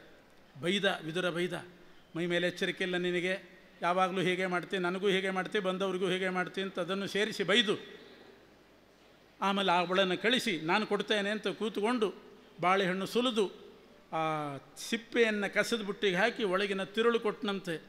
ವಿದುರ ತಿಂದು ಕೂಡಲೇ ಮುಖ ಒಂಥರ ಮಾಡಿಬಿಟ್ಟ. ಏನು ವಿದುರ, ಏನಾಯಿತು ಅಂತಂದರೆ, ಭಾಳ ಸಪ್ಪಗಿದೆ ನಿನ್ನ ಬಾಳೆಹಣ್ಣು ಅಂತಂದು. ಏನೂ ರುಚಿ ಇಲ್ವಲ್ಲೋ, ನಿನ್ನ ಹೆಂಡತಿ ಕೊಟ್ಟಿದ್ಲು, ಎಷ್ಟು ರುಚಿ, ನೀನು ತಂದ ಬಾಳೆಹಣ್ಣು ಏನೂ ರುಚಿ ಇಲ್ಲ, ಮಾರ್ಕೆಟಿಂಗೆಲ್ಲ ಹೆಂಡತಿಗೆ ಬಿಟ್ಟುಬಿಡು ಅಂತಂದ. ಯಾಕೆ, ಏನೂ ಸ್ವಾರಸ್ಯ ಇಲ್ಲ ನೀ ತಂದ ಬಾಳೆಹಣ್ಣು ಅಂತಾನೆ. ಇವನು ಕೊಟ್ಟದ್ದು ತಿರುಳು, ಹೆಂಡತಿ ಕೊಟ್ಟದ್ದು ಸಿಪ್ಪೆ, ಅದು ರುಚಿ ಇತ್ತಂತೆ, ಇದಿಲ್ಲ ಅಂತೆ. ಅಂದರೆ ಅರ್ಥ ಏನು, ಭಗವಂತನಿಗೆ ಭಕ್ತಿ ಬೇಕು. ವಿದುರನ ಹೆಂಡತಿ ಕೊಟ್ಟ ಸಿಪ್ಪೆ ಸ್ವಲ್ಪ ತೂಕ ಜಾಸ್ತಿ ಇತ್ತಂತೆ, ಗಂಡಸರಿಗಿಂತ ಹೆಣ್ಮಕ್ಳಿಗೆ ಭಕ್ತಿ ಜಾಸ್ತಿ ಅಂತ ಹೇಳ್ತಾರೆ. ಹಾಗಾಗಿ ಬಹಳ ಭಕ್ತಿಯಿಂದ ಕೊಟ್ಟದ್ರಿಂದ ಅವನಿಗೆ ಅದು ರುಚಿಯಾಗಿ ಕಾಣಿಸ್ತು. ವಿದುರ ಮೈಮೇಲೆ ಎಚ್ಚರಿಕೆ ಇಟ್ಕೊಂಡಿದ್ದ. ವಿದುರನ ಹೆಂಡತಿಗೆ ಕೃಷ್ಣ ಕಾಣ್ತಾ ಇದ್ದಾನೆ, ವಿದುರನಿಗೆ ಬಾಳೆಹಣ್ಣು ಯಾವುದು, ಸಿಪ್ಪೆ ಯಾವುದು, ತಿರುಳು ಯಾವುದು, ಇದೆಲ್ಲ ಕಾಣ್ತಾ ಇದೆ. ಕೇವಲ ಕೃಷ್ಣ ಕಾಣಿಸ್ತಾ ಇದ್ದ ವಿದುರನ ಹೆಂಡತಿಗೆ. ಆದ್ದರಿಂದ ಅಷ್ಟು ಭಕ್ತಿಯಿಂದ ಕೊಟ್ಟಂಥ ಆ ಸಿಪ್ಪೆಯನ್ನೇ ತಿಂದು ರುಚಿಯಾಗಿತ್ತು ಅಂತ ಹೇಳ್ತಾನಂತೆ. ವಿದ್ಯಾ ಗಜೇಂದ್ರಶ್ಯಕ. ಹೀಗೆ ಭಗವಂತನಿಗೆ ಬೇಕಾದದ್ದೇನು ಅಂತಂದರೆ, ಭಕ್ತಿ ಆತುಷ್ಯತಿ ಕೇಶವ, ಭಕ್ತಿ ಬೇಕು. ದುರ್ವಾಸರು ರುದ್ರದೇವರು ಬಹಳ ದೊಡ್ಡವರು, ಆದರೂ ಕೂಡ ಅಂಬರೀಷನ ಭಕ್ತಿ, ಅವನು ವಿಷ್ಣು ವ್ರತಗಳಲ್ಲಿ ಇಟ್ಟಂಥ ಶ್ರದ್ಧೆ, ಅದರ ಮಹತ್ವವನ್ನು ತೋರಿಸಲಿಕ್ಕೆ ದುರ್ವಾಸ ಋಷಿಗಳು ಹೀಗೆ ಮಾಡಿದ್ದಾರೆ. ಅಂಬರೀಷನ ಕಥೆ ಬಂದಿದೆ. ಆಮೇಲೆ ಕುವಲಾಶ್ವ ಅಂತ ಒಬ್ಬ ರಾಜಂದು ಬಹಳ ಅದ್ಭುತವಾದ ಕಥೆ. ಕುವಲಾಶ್ವ ಅಂತ ಒಬ್ಬ ರಾಜ ಇದ್ದ, ಆರಾಮಾಗಿ ತನ್ನ ಮನೆಯಲ್ಲಿದ್ದ. ಒಂದು ದಿವಸ ಉತ್ತಂಕ ಋಷಿಗಳು ಬಂದರು. ಉತ್ತಂಕ ಅಂತ ಒಬ್ಬ ಋಷಿಗಳು, ಅವರು ಬಂದರು.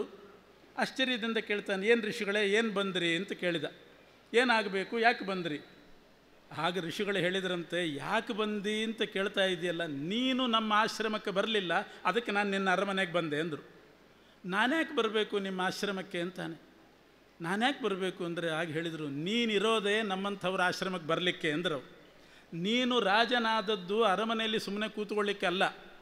ನಾವು ಕಾಡಿನಲ್ಲಿ ಎಲ್ಲೆಲ್ಲಿ ಮೂಲೆಗಳಲ್ಲಿ ತಪಸ್ಸು ಮಾಡ್ತಿದ್ದೀವಿ, ನಮ್ಮ ತಪಸ್ಸು ನಿರ್ವಿಘ್ನವಾಗಿ ನಡೀತಾ ಇದೆಯೋ ಇಲ್ವೋ, ಏನು ತೊಂದರೆಯಾಗಿದೆ ಅದನ್ನು ವಿಚಾರಿಸಲಿಕ್ಕಿರುವವು ನೀನು ಬಂದು ಕಾಲಕ್ಕೆ ಬಂದು ನಿರ್ವಿಘ್ನವಾಗಿ ತಪಸ್ಸು ನಡೀತಿದೆಯೋ ಅಂತ ವಿಚಾರಿಸಬೇಕು. ನೀನು ವಿಚಾರಿಸಲಿಲ್ಲ, ಅದಕ್ಕೆ ನಾನೇ ಬಂದೆ ಅಂತ. ನಾನೇ ಬಂದೆ. ಇವು ಜಗತ್ತು ರಕ್ಷಣೆ ಆಗೋದು ನಾವು ಮಾಡುವಂಥ ತಪಸ್ಸಿನಿಂದ. ಎಲ್ಲೋ ಕೂತ್ಕೊಂಡು ತಪಸ್ಸು ಯಜ್ಞ ಯಾಗ ಮಾಡ್ತಿರ್ತೀವಲ್ಲ, ಅದರಿಂದ ಧರ್ಮದ ಉತ್ಪತ್ತಿ. ಆ ಧರ್ಮದಿಂದ ಕಾಲಕಾಲಕ್ಕೆ ಮಳೆ ಬೆಳೆ, ಜಗತ್ತಿನಲ್ಲಿ ಯಾವ ಕ್ಷೋಭೆ ಇಲ್ಲದೇನೆ ಆರೋಗ್ಯವಂತವಾಗಿ ಜಗತ್ತು ನಡೆಯೋದು ನಾವು ಮಾಡಿದ ತಪಸ್ಸಿನ ಫಲ. ಅದರ 6ನೇ ಅಂಶ ಪುಣ್ಯ ರಾಜನಿಗೆ ಬರ್ತದೆ. ಆ ಪುಣ್ಯದಿಂದ ರಾಜ ಜಗತ್ತನ್ನು ರಕ್ಷಣೆ ಮಾಡೋದು. ಅದಕ್ಕೆ ಧರ್ಮೋ ರಕ್ಷತೆ ರಕ್ಷಿತ ಅಂತಾರೆ. ಜಗತ್ತನ್ನು ರಕ್ಷಣೆ ಮಾಡೋದು ಧರ್ಮ, ರಾಜ ಅಲ್ಲ. ಹಾಗಾದರೆ ರಾಜ ಏನು ಮಾಡಬೇಕು? ಧರ್ಮವನ್ನು ರಕ್ಷಣೆ ಮಾಡಬೇಕು. ರಾಜ ರಕ್ಷಣೆ ಮಾಡಬೇಕಾದ್ದು ಧರ್ಮವನ್ನು. ಧರ್ಮ ಉತ್ಪತ್ತಿ ಮಾಡತಕ್ಕಂಥ ಋಷಿಮುನಿಗಳು ಅವರ ಯೋಗಕ್ಷೇಮ ನೋಡ್ಕೋಬೇಕು. ರಾಮದೇವರು ಅದಕ್ಕೆ ಕಾಡಿಗೆ ಹೋದರು. ಲಕ್ಷ್ಮಣ ಕೇಳ್ತಾನೆ, ನೀನು ಪ್ರಜಾ ಪರಿಪಾಲನೆ ಮಾಡೋದು ಬಿಟ್ಟು ಚಿಕ್ಕಮ್ಮ ಹೇಳಿಲ್ಲ ಅಂತ ಕಾಡಿಗೆ ಹೋದರೆ ಯಾವ ನ್ಯಾಯ ಅಂದ. ಕಾಡಿಗೆ ಹೋಗೋದೇ ಜಗದ್ರಕ್ಷಣೆಗೆ ಅಂದ. ಯಾಕೆಂದರೆ ಜಗದ್ರಕ್ಷಣೆ ಆಗ್ತಾ ಇರೋದು ಧರ್ಮದಿಂದ. ಆ ಧರ್ಮ ಉತ್ಪತ್ತಿ ಮಾಡತಕ್ಕಂಥ ಋಷಿಮುನಿಗಳು ಕಾಡಿನಲ್ಲಿದ್ದಾರೆ. ಅವರಿಗೆ ರಾಕ್ಷಸರ ತೊಂದರೆಯಾಗಿದೆ, ಬಾಧೆಯಾಗಿದೆ. ಅದನ್ನು ನಿವಾರಣೆ ಮಾಡಲಿಕ್ಕೆ ನಾನು ಹೋಗ್ತಾ ಇದ್ದೀನಿ. ಆವಾಗ ಅವರ ಕರ್ಮ ನಿಶ್ಚಿಂತೆಯಾಗಿ ತಪಸ್ಸು ನಡೀತದೆ. ಧರ್ಮ ಉತ್ಪತ್ತಿ, ಧರ್ಮದಿಂದ ಎಲ್ಲರ ಮನಸ್ಸಿನಲ್ಲಿ ಶಾಂತಿ ಎಲ್ಲವೂ ಕೂಡ ದೊರೀತದೆ, ಜಗತ್ತು ಚೆನ್ನಾಗಿ ನಡೀತದೆ. ಹಾಗೆ ಉತ್ತಂಕರು ಹೇಳ್ತಾರೆ, ನೀನು ಬಂದು ನಮ್ಮ ಯೋಗಕ್ಷೇಮ ವಿಚಾರಿಸಬೇಕು. ನಾನು ಬಂದೆ, ಇದರಿಂದ ಏನಾಯಿತು?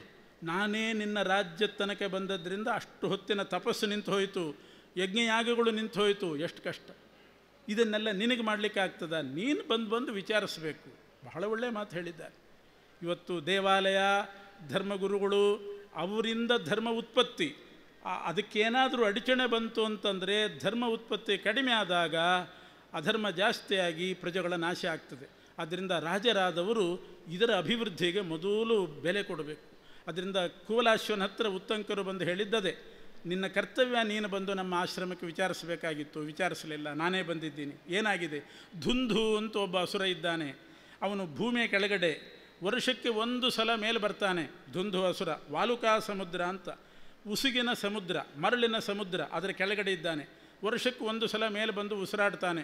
ಅವನು ಉಸಿರು ಬಿಟ್ಟರೆ ಮರುಳು ಹಾರ್ತದಂತೆ, ಅಂಥ ಉಸಿರು ಬಿಡ್ತಾನೆ. ವರ್ಷಕ್ಕೆ 1 ಸಲ ಬಿಡೋದು. ಆ ಮರುಳು ಹಾರಿ ಸೂರ್ಯಮಂಡಲಕ್ಕೆ ಮುಟ್ಟಿ ಮತ್ತೆ ಕೆಳಗಡೆ ಬಿದ್ದಾಗ ಎಲ್ಲ ಋಷಿಮುನಿಗಳು ಮುಚ್ಚಿ ಹೋಗ್ತಿದ್ರಂತೆ. ಮರುಳಿನ ಅಡಿಯಲ್ಲಿ ಸಾಯಬೇಕು. ಇಂಥ ಒಬ್ಬ ಅಸುರ ಧುಂಧು. ಇವನು ಉಸಿರು ಬಿಡೋದು, ಉಳಿದವರು ಉಸಿರು ಬಂದಾಗೋದು. ಇಂಥ ಪ್ರಸಂಗ ಇದೆ. ಈಗ ಅವನು ಮೇಲೆ ಬರುವ ಸಮಯ, ಅವನನ್ನು ವಧೆ ಮಾಡಬೇಕು. ಇದು ನಿನ್ನ ಕರ್ತವ್ಯ, ನಿನ್ನ ಧರ್ಮ ಇದು ಅಂತ ಋಷಿಗಳು ಹೇಳಿದರು. ಆಗ ರಾಜ ಅರ್ಥ ಮಾಡಿಕೊಂಡ, ಹೌದು ನನ್ನ ಕರ್ತವ್ಯ ಇದು. ನಾನು ಮಾಡದೇ ಇದ್ದರೆ ಈ ಋಷಿಗಳಿಂದ ಎಲ್ಲ ಋಷಿಗಳು ಸತ್ತು ಹೋದರೆ, ವೇದ ಪಾರಾಯಣವೇ ಇಲ್ಲ ಅಂತಾದರೆ, ಯಜ್ಞವೇ ಇಲ್ಲ ಅಂತಾದರೆ, ಧರ್ಮ ಇಲ್ಲದೆ ಜಗತ್ತು ನಾಶ ಆಗಿ ಹೋಗ್ತದೆ. ಮಳೆ ಬರಬೇಕಲ್ಲ, ರಾಜ ರಕ್ಷಣೆ, ನೀರು ಬೇಕಲ್ಲ, ಕುಡಿಲಿಕ್ಕೆ ನೀರೇ ಇಲ್ಲದೆ ಇದ್ದರೆ ಹೇಗೆ ರಾಜ ರಕ್ಷಣೆ ಮಾಡ್ತಾನೆ? ಆದ್ದರಿಂದ ಈಗ ಯಜ್ಞಾದ್ಭವತಿ ಪರ್ಜನ್ಯ ಅಂತಾರೆ. ಯಜ್ಞಯಾಗ ನಡೆದರೆ ಪರ್ಜನ್ಯ ಸೃಷ್ಟಿ ಆಗ್ತದೆ.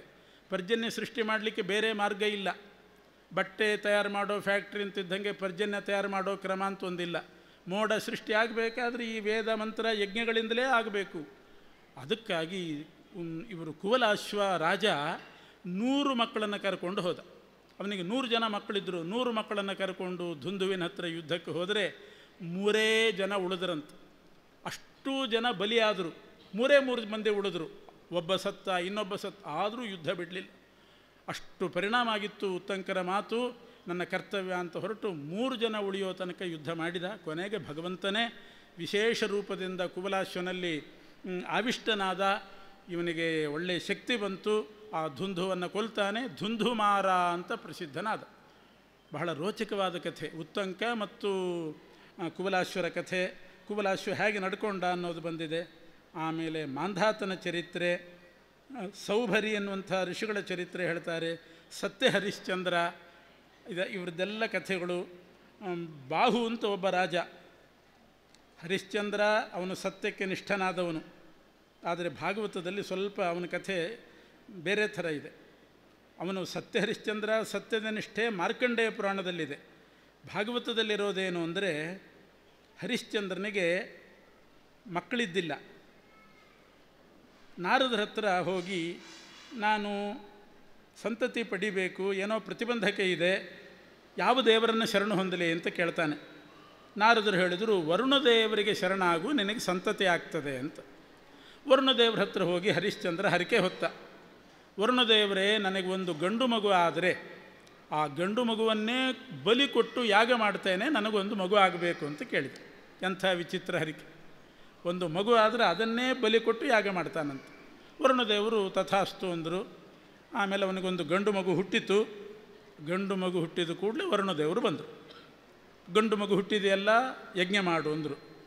ಹರಿಶ್ಚಂದ್ರ ಹೇಳಿದ, ಈಗ ತಾನೇ ಹುಟ್ಟಿದೆ ಮಗು, 10 ದಿವಸ ಆಗಬೇಕು. 10 ದಿವಸ ಆದರೆ ಅಶುದ್ಧಿ ಜಾತಾಶೌಚ ಹೋಗ್ತದೆ, ಆಮೇಲೆ ಬಲಿ ಕೊಡ್ತೇನೆ ಅಂತ. 10 ದಿವಸ ಆಯಿತು. ಮತ್ತೆ ಬಂದ ವರುಣ, ಯಜ್ಞ ಮಾಡು ಅಂತಂದ. ಹರಿಶ್ಚಂದ್ರ ಹೇಳ್ತಾನೆ, 10 ದಿವಸ ಆದ ಕೂಡಲೇ ನಾನು ಶುದ್ಧನಾಗ್ತೇನಷ್ಟೇ, ನನಗೆ ಶುದ್ಧಿ ಬಂತು. ಮಗು ಶುದ್ಧಿ ಆಗಬೇಕಾದ್ರೆ 1 ತಿಂಗಳಾಗಬೇಕು. 1 ತಿಂಗಳಿಗೆ ಮಗು ಮಡಿಗೆ ಬರ್ತದೆ ಅಂತ.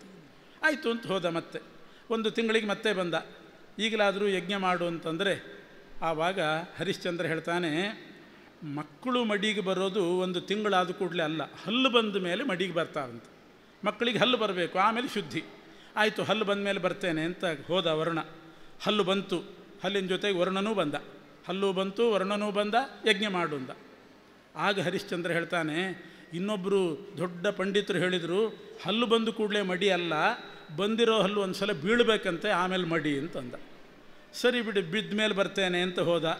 ಹಲ್ಲು ಬಿತ್ತು ಅಂತ ಆಯಿತು, ಮತ್ತೆ ಬಂದ ವರುಣ, ಯಜ್ಞ ಮಾಡು ಅಂತಂದರೆ ಹರಿಶ್ಚಂದ್ರ ಹೇಳ್ತಾನೆ, 2ನೇ ಸಲದ ಗಟ್ಟಿ ಹಲ್ಲು ಬಂದ ಮೇಲೆ ಮಡಿಯಂತೆ ಅಂತ. ಮತ್ತೆ ಅದಕ್ಕೆ ಇಂಟರ್ಪ್ರಿಟೇಷನ್ ಆಗಲಿ, 2ನೇ ಹಲ್ಲು ಬಂದ ಮೇಲೆ ಬರ್ತೇನೆ ಅಂತ. ಹೀಗೆ ಮುಂದೂಡ್ತಾ ಕೊನೆಗೆ ಮತ್ತೆ ವರುಣ ಬಂದಾಗ ಉಪನಯನ ಒಂದಾಗಿ ಬಿಡಲಿ, ಆಮೇಲೆ ಮದುವೆ ಬಲಿ ಕೊಡ್ತೇನೆ ಎಂದ. ಈ ರೀತಿ ಕಾಲವಂಚನೆ ಅಂತಾರೆ. ದೇವರಿಗೆ ಹರಿಕೆ ಹೊತ್ತ ಮೇಲೆ ನಾವು ಅದನ್ನು ತೀರಿಸಿಬಿಡಬೇಕು ಫಲ ಸಿಕ್ಕ ಕೂಡಲೇ. ಹರಿಶ್ಚಂದ್ರ ಕಾಲವಂಚನೆ ಮಾಡ್ತಾ ಹೋದ. ಕೊನೆಗೆ ಈ ಉಪನಯನ ಮಾಡಿಕೊಂಡಂಥ ಮಗ ರೋಹಿತ, ಅವನೇ ದೇಶದಿಂದ ಪಲಾಯನ ಮಾಡಿಬಿಟ್ಟ. ನಾನು ಇದ್ದರೆ ಒಂದಲ್ಲ ಒಂದು ದಿವಸ ಬಲಿ ಆಗ್ತೇನೆ ಅಂತ ಓಡಿ ಹೋದ. ಕೊನೆಗೆ ವರುಣನ ನಿಗ್ರಹದಿಂದ ಹರಿಶ್ಚಂದ್ರನಿಗೆ ಹೊಟ್ಟೆ ತುಂಬ ನೀರು ತುಂಬಿಕೊಂಡು ಒಂದು ವಿಚಿತ್ರ ರೋಗ ಬಂತಂತೆ. ಕೊನೆಗೆ ಆ ಮಗನೇ ಬಂದು ತನ್ನ ಪ್ರತಿನಿಧಿಯಾಗಿ ಶುನಶೇಪನನ್ನು ಕರ್ಕೊಂಡು ಬಂದು ಅವನನ್ನು ಪ್ರತ್ಯಾಮ್ನಾಯವಾಗಿ ಬಲಿ ಕೊಟ್ಟು ಯಾಗ ಮಾಡು, ನಿನ್ನ ರೋಗ ಹೋಗಲಿ ಅಂತ ಬಂದ. ಇವನ ಬದಲಿಗೆ ಬಂದಂಥ ಶುನಶೇಪ ವರುಣದೇವರನ್ನು ವೇದ ಮಂತ್ರಗಳಿಂದ ಸ್ತೋತ್ರ ಮಾಡ್ತಾನೆ. ಆಗ ವರುಣದೇವರು ಪ್ರಸನ್ನರಾಗಿ ಅವನನ್ನು ಉಳಿಸಿದರು, ರೋಹಿತನೂ ಉಳಿದ ಅಂತ ಕಥೆ. ಇದರಿಂದ ಏನು ತಿಳಿತದೆ ಅಂತಂದರೆ, ದೇವರಿಗೆ ಹರಿಕೆ ಹೊರತಾನೆ ಮನುಷ್ಯ. ಆಮೇಲೆ ಒಂದು ಗಾದೆ ಇದೆ, ಹರಿಕೆಗೆ 12 ವರ್ಷ ಅಂತ ಒಂದು ಗಾದೆ. ಹರಿಕೆ ತೀರಿಸಲಿಕ್ಕೆ 12 ವರ್ಷ ಟೈಮ್ ಇರ್ತದಂತೆ. ಆ ರೀತಿ ಮುಂದೆ ಹಾಕಬಾರ್ದು. ಅದನ್ನು ಸಾಧ್ಯವಾದಷ್ಟು ಬೇಗ ನಾವು ದೇವರಿಗೆ ಏನು ಹರಿಕೆ ಹೊತ್ತಿರ್ತೇವೆ, ದೇವರೇನು ಫಲ ಕೊಟ್ಟಿರ್ತಾನೆ, ಎಲ್ಲ ಇವತ್ತೇನು ಬದುಕಿರ್ತೇವೆ ಕ್ಷಣ ಕ್ಷಣ ದೇವರು ಫಲ ಕೊಟ್ಟೆ. ದೇವತಾ ಕಾರ್ಯವನ್ನು ವಿನಾಕಾರಣ ಮುಂದೂಡಬಾರ್ದು, ಕಾಲ ವಂಚನೆ ಮಾಡಬಾರ್ದು ಅನ್ನೋದಕ್ಕೆ ಹರಿಶ್ಚಂದ್ರನ ಕಥೆ ಹೇಳಿದ್ದಾರೆ. ಆ ವಂಶದಲ್ಲಿ ಬಂದ ಬಾಹುರಾಜ, ಇವನು ವ್ಯಸನಿ. ಬಾಹುರಾಜ, ಅವನಿಗೆ ಎಲ್ಲ ವ್ಯಸನಗಳು ಸೇರಿಕೊಂಡಿತ್ತು. ಮದ್ಯ ವ್ಯಸನ, ದ್ಯೂತ ವ್ಯಸನ, ಮೃಗಯ ವ್ಯಸನ, ಬೇಟೆಯಾಡೋದು, ಮದ್ಯ ಕುಡಿಯೋದು, ಇಂಥ ವ್ಯಸನಗಳಿಂದಾಗಿ ಬೇರೆ ಬೇರೆ ಅಧಾರ್ಮಿಕರ ಸಹವಾಸ ಉಂಟಾಯಿತು. ಬಹಳಷ್ಟು ಮಂದಿ ಅಧಾರ್ಮಿಕರ ಸಂಘದಿಂದ ಇವನು ಸಂಪೂರ್ಣ ಧರ್ಮಭ್ರಷ್ಟನಾಗಿ ಪ್ರಜೆಗಳ ಕಡೆ ಲಕ್ಷ್ಯವೂ ಇಲ್ಲದೆ ಬರೀ ವ್ಯಸನದಲ್ಲಿ ಮುಳುಗಿಬಿಟ್ಟ. ಕೊನೆಗೆ ಎಲ್ಲ ಅಧಾರ್ಮಿಕರು ಸೇರಿ ಬಾಹುರಾಜನನ್ನು ಹೊರಗೆ ಹಾಕಿ ಒಂದೊಂದು ಭಾಗವನ್ನು ಅವರೇ ಆಕ್ರಮಣ ಮಾಡಿ ಕೂತ್ಬಿಟ್ರು. ಬರ್ಬರರು, ಯವನರು, ತಾಲಜಂಘರು, ಹೈಹಯರು ಅಂತ ಬೇರೆ ಬೇರೆ ವರ್ಗದವರು ಅವರೆಲ್ಲ ಸೇರಿ ಭೂಮಿಯನ್ನು ಹಂಚಿಕೊಂಡರು, ಬಾಹುರಾಜನನ್ನು ಹೊರಗೆ ಹಾಕಿದರು. ವ್ಯಸನದಿಂದಾಗಿ ಪ್ರಜೆಗಳನ್ನೆಲ್ಲ ಎಂಥ ಮಾರ್ಗಕ್ಕೆ ಹಾಕಿಬಿಟ್ಟ. ಆಮೇಲೆ ಅವನ ಮೊದಲನೇ ಹೆಂಡತಿ ಗರ್ಭಿಣಿಯಾಗಿರ್ತಾಳೆ. ಅವಳಿಂದ ಸಗರ ಅನ್ನುವಂಥ ಚಕ್ರವರ್ತಿ ಹುಡ್ತಾನೆ. ಆ ಸಗರ ಚಕ್ರವರ್ತಿ ಔರ್ವ ಋಷಿಗಳ ಮಾರ್ಗದರ್ಶನದಲ್ಲಿ ಬೆಳೆದು ಧರ್ಮಿಷ್ಠನಾಗಿ ಮುಂದೆ ಈ ಎಲ್ಲ ಅಧಾರ್ಮಿಕರನ್ನು ಓಡಿಸಿ ತಾನು ಸಮಗ್ರ ಭೂಮಂಡಲವನ್ನು ಸಗರ ಚಕ್ರವರ್ತಿ ತಗೊಂಡ ಅಂತ ಉಂಟು. ಹೀಗೆ ವ್ಯಸನ ಒಂದು ಕುಟುಂಬದಲ್ಲಿ ಒಬ್ಬ ಯಜಮಾನ ವ್ಯಸನಕ್ಕೆ ಬಿದ್ದ ಅಂತಾದರೆ ಹೆಂಡತಿ ಮಕ್ಕಳು ಎಲ್ಲ ಬೀದಿ ಪಾಲಾಗುವ ಪ್ರಸಂಗ ಬರ್ತದೆ. ಬಾಹುರಾಜ ರಾಜನಾದಂಥವನು ಎಲ್ಲ ಪ್ರಜೆಗಳು ಕೂಡ ಯಾರಿಗೂ ಧರ್ಮ ಮಾಡಲಿಕ್ಕೆ ಅವಕಾಶ ಇಲ್ಲ, ಅಂಥ ಪ್ರಸಂಗ ತಂದುಬಿಟ್ರು. ಇವನ ವ್ಯಸನವನ್ನು ದುರುಪಯೋಗಪಡಿಸ್ಕೊಂಡು ಎಲ್ಲರೂ ಕೂಡ ಇವನನ್ನು ಹೊರಗೆ ಹಾಕಿದರು ದೇಶದಿಂದ, ತಾವು ತಗೊಂಡ್ರು. ಇಂಥ ಪ್ರಸಂಗ ಬರಬಾರ್ದು ಅನ್ನೋದಕ್ಕೆ ಬಾಹು, ಸಗರ, ಗಂಗೆಯನ್ನು ಇಳಿಸಿದಂಥ ಭಗೀರಥ ಒಬ್ಬ ತನ್ನ ಒಂದು ಪೂರ್ವಿಕರಿಗೋಸ್ಕರವಾಗಿ ಗಂಗೆಯನ್ನು ಇಳಿಸಿದ. ಇಡೀ ಜಗತ್ತಿಗೆ ಉಪಯೋಗ ಆಗ್ತಾಯಿದೆ, ಇಡೀ ಜಗತ್ತಿಗೆ ಉಪಕಾರ. ಅಂಥ ಭಗೀರಥನ ಚರಿತ್ರೆ. ಅದೇ ವಂಶದಲ್ಲಿ ಬಂದಿರತಕ್ಕಂಥ ಶ್ರೀರಾಮನ ಚರಿತ್ರೆ ಹೇಳ್ತಾರೆ. ರಾಮಾಯಣ 24,000 ಶ್ಲೋಕದ ರಾಮಾಯಣದಲ್ಲಿ ಬಂದಿರತಕ್ಕಂಥದ್ದು ರಾಮನ ಕಥೆ. ಒಂದು ಶ್ಲೋಕದಲ್ಲಿ ಇಲ್ಲಿ ಹೇಳಿದ್ದಾರೆ, ರಾಮ ಅವನು ತೋರಿಸಿದ ಆದರ್ಶ ಗುರುವರ್ಥೇ ತ್ಯಕ್ತ ರಾಜ್ಯ. ರಾಮನ ಆದರ್ಶ ಏನು ಅಂತಂದರೆ ತ್ಯಾಗದ ಆದರ್ಶ. ತಂದೆಗೆ ಅಪಕೀರ್ತಿ ಬರಬಾರ್ದು ಅಂತ ಹೇಳಿ ತಾನು 14 ವರ್ಷ ಕಾಡಿಗೆ ಬಂದವನು. ಬಹಳ ಎಂಥ ಪ್ರಸಂಗ. ರಾಮ ಸೀತೆಯರು ಎಷ್ಟು ಅನ್ಯೋನ್ಯವಾಗಿದ್ದರು. ಆ ರೀತಿ ಅಂಥವರಿಬ್ಬರೂ ಕೂಡ, ಸೀತೆಯೂ ಕೂಡ ರಾಮನನ್ನು ಅನುಸರಿಸಿ ಕಾಡಿಗೆ ಬಂದಳು. ದುರಂತ ಏನಾಯಿತು? ಸೀತಾಪಹರಣ ಆಗೋಯಿತು. ಸೀತಾಪಹರಣ, ಲಂಕೆಯಲ್ಲಿ ಸೀತೆ ಬಂಧಿತಳಾಗಿದ್ದಾಳೆ. ಆವಾಗ ಆ ಸೀತೆಯ ಮನೋಭಾವವನ್ನು ಒಬ್ಬ ದಾಸರು ವರ್ಣನೆ ಮಾಡ್ತಾರೆ.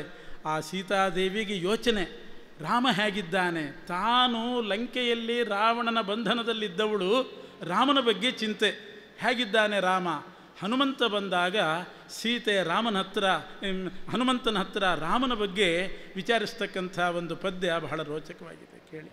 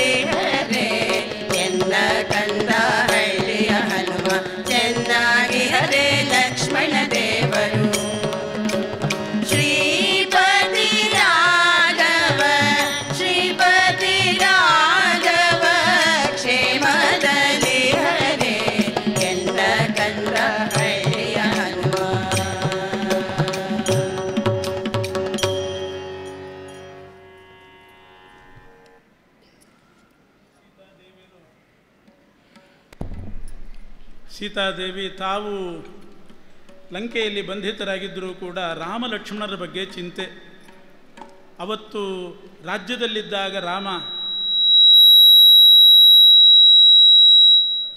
ತುಪ್ಪ ಪಂಚಾಮೃತ ಅಂದು, ಅಡವಿ ಗಡ್ಡೆಗಳು ಇಂದು.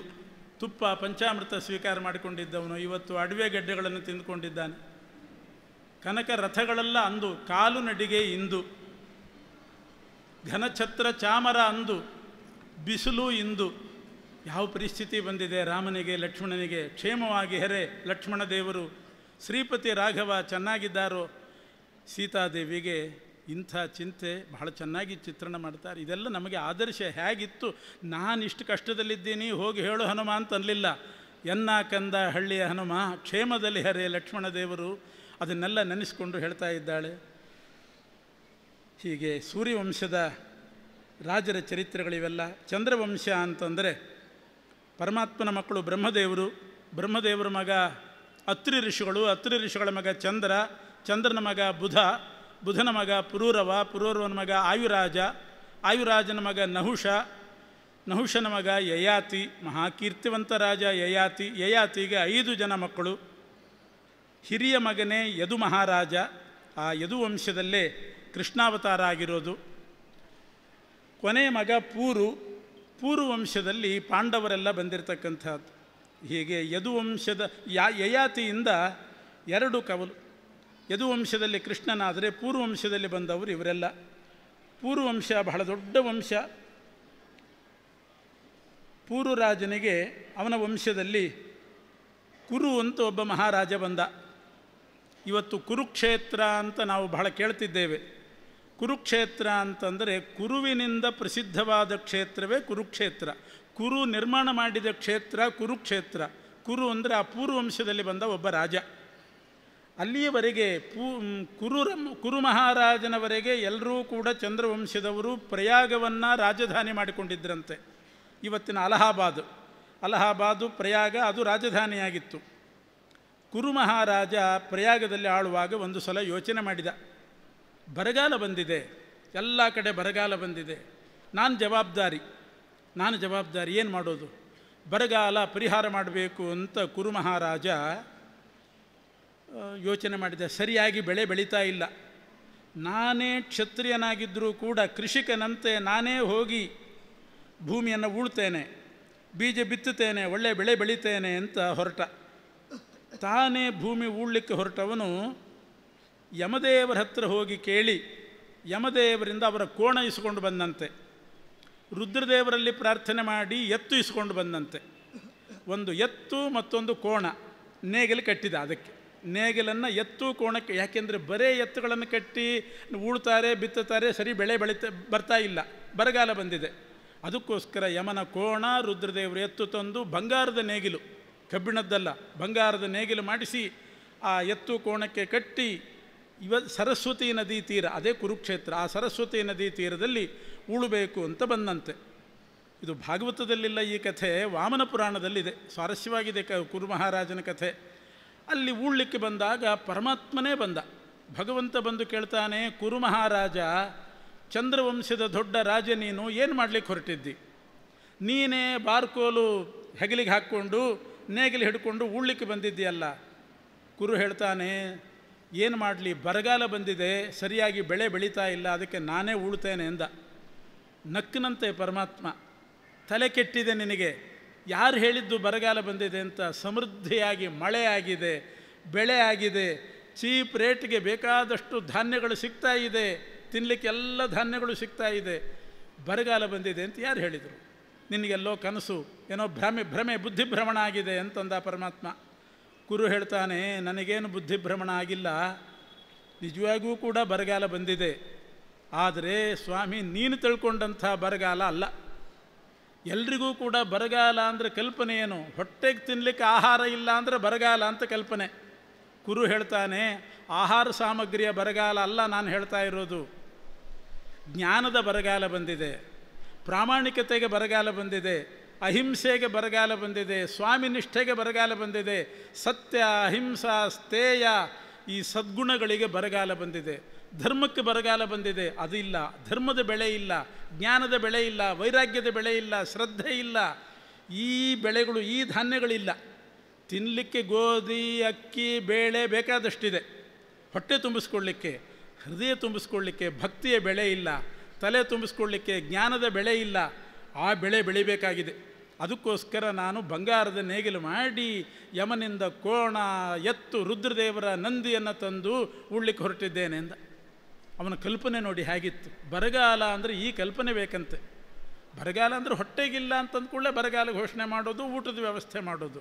ಹೃದಯದಲ್ಲಿ ಭಕ್ತಿ ತುಂಬುವ ವ್ಯವಸ್ಥೆ ಆಗಬೇಕು, ತಲೆಯಲ್ಲಿ ಜ್ಞಾನ ತುಂಬುವ ವ್ಯವಸ್ಥೆ ಆಗಬೇಕು.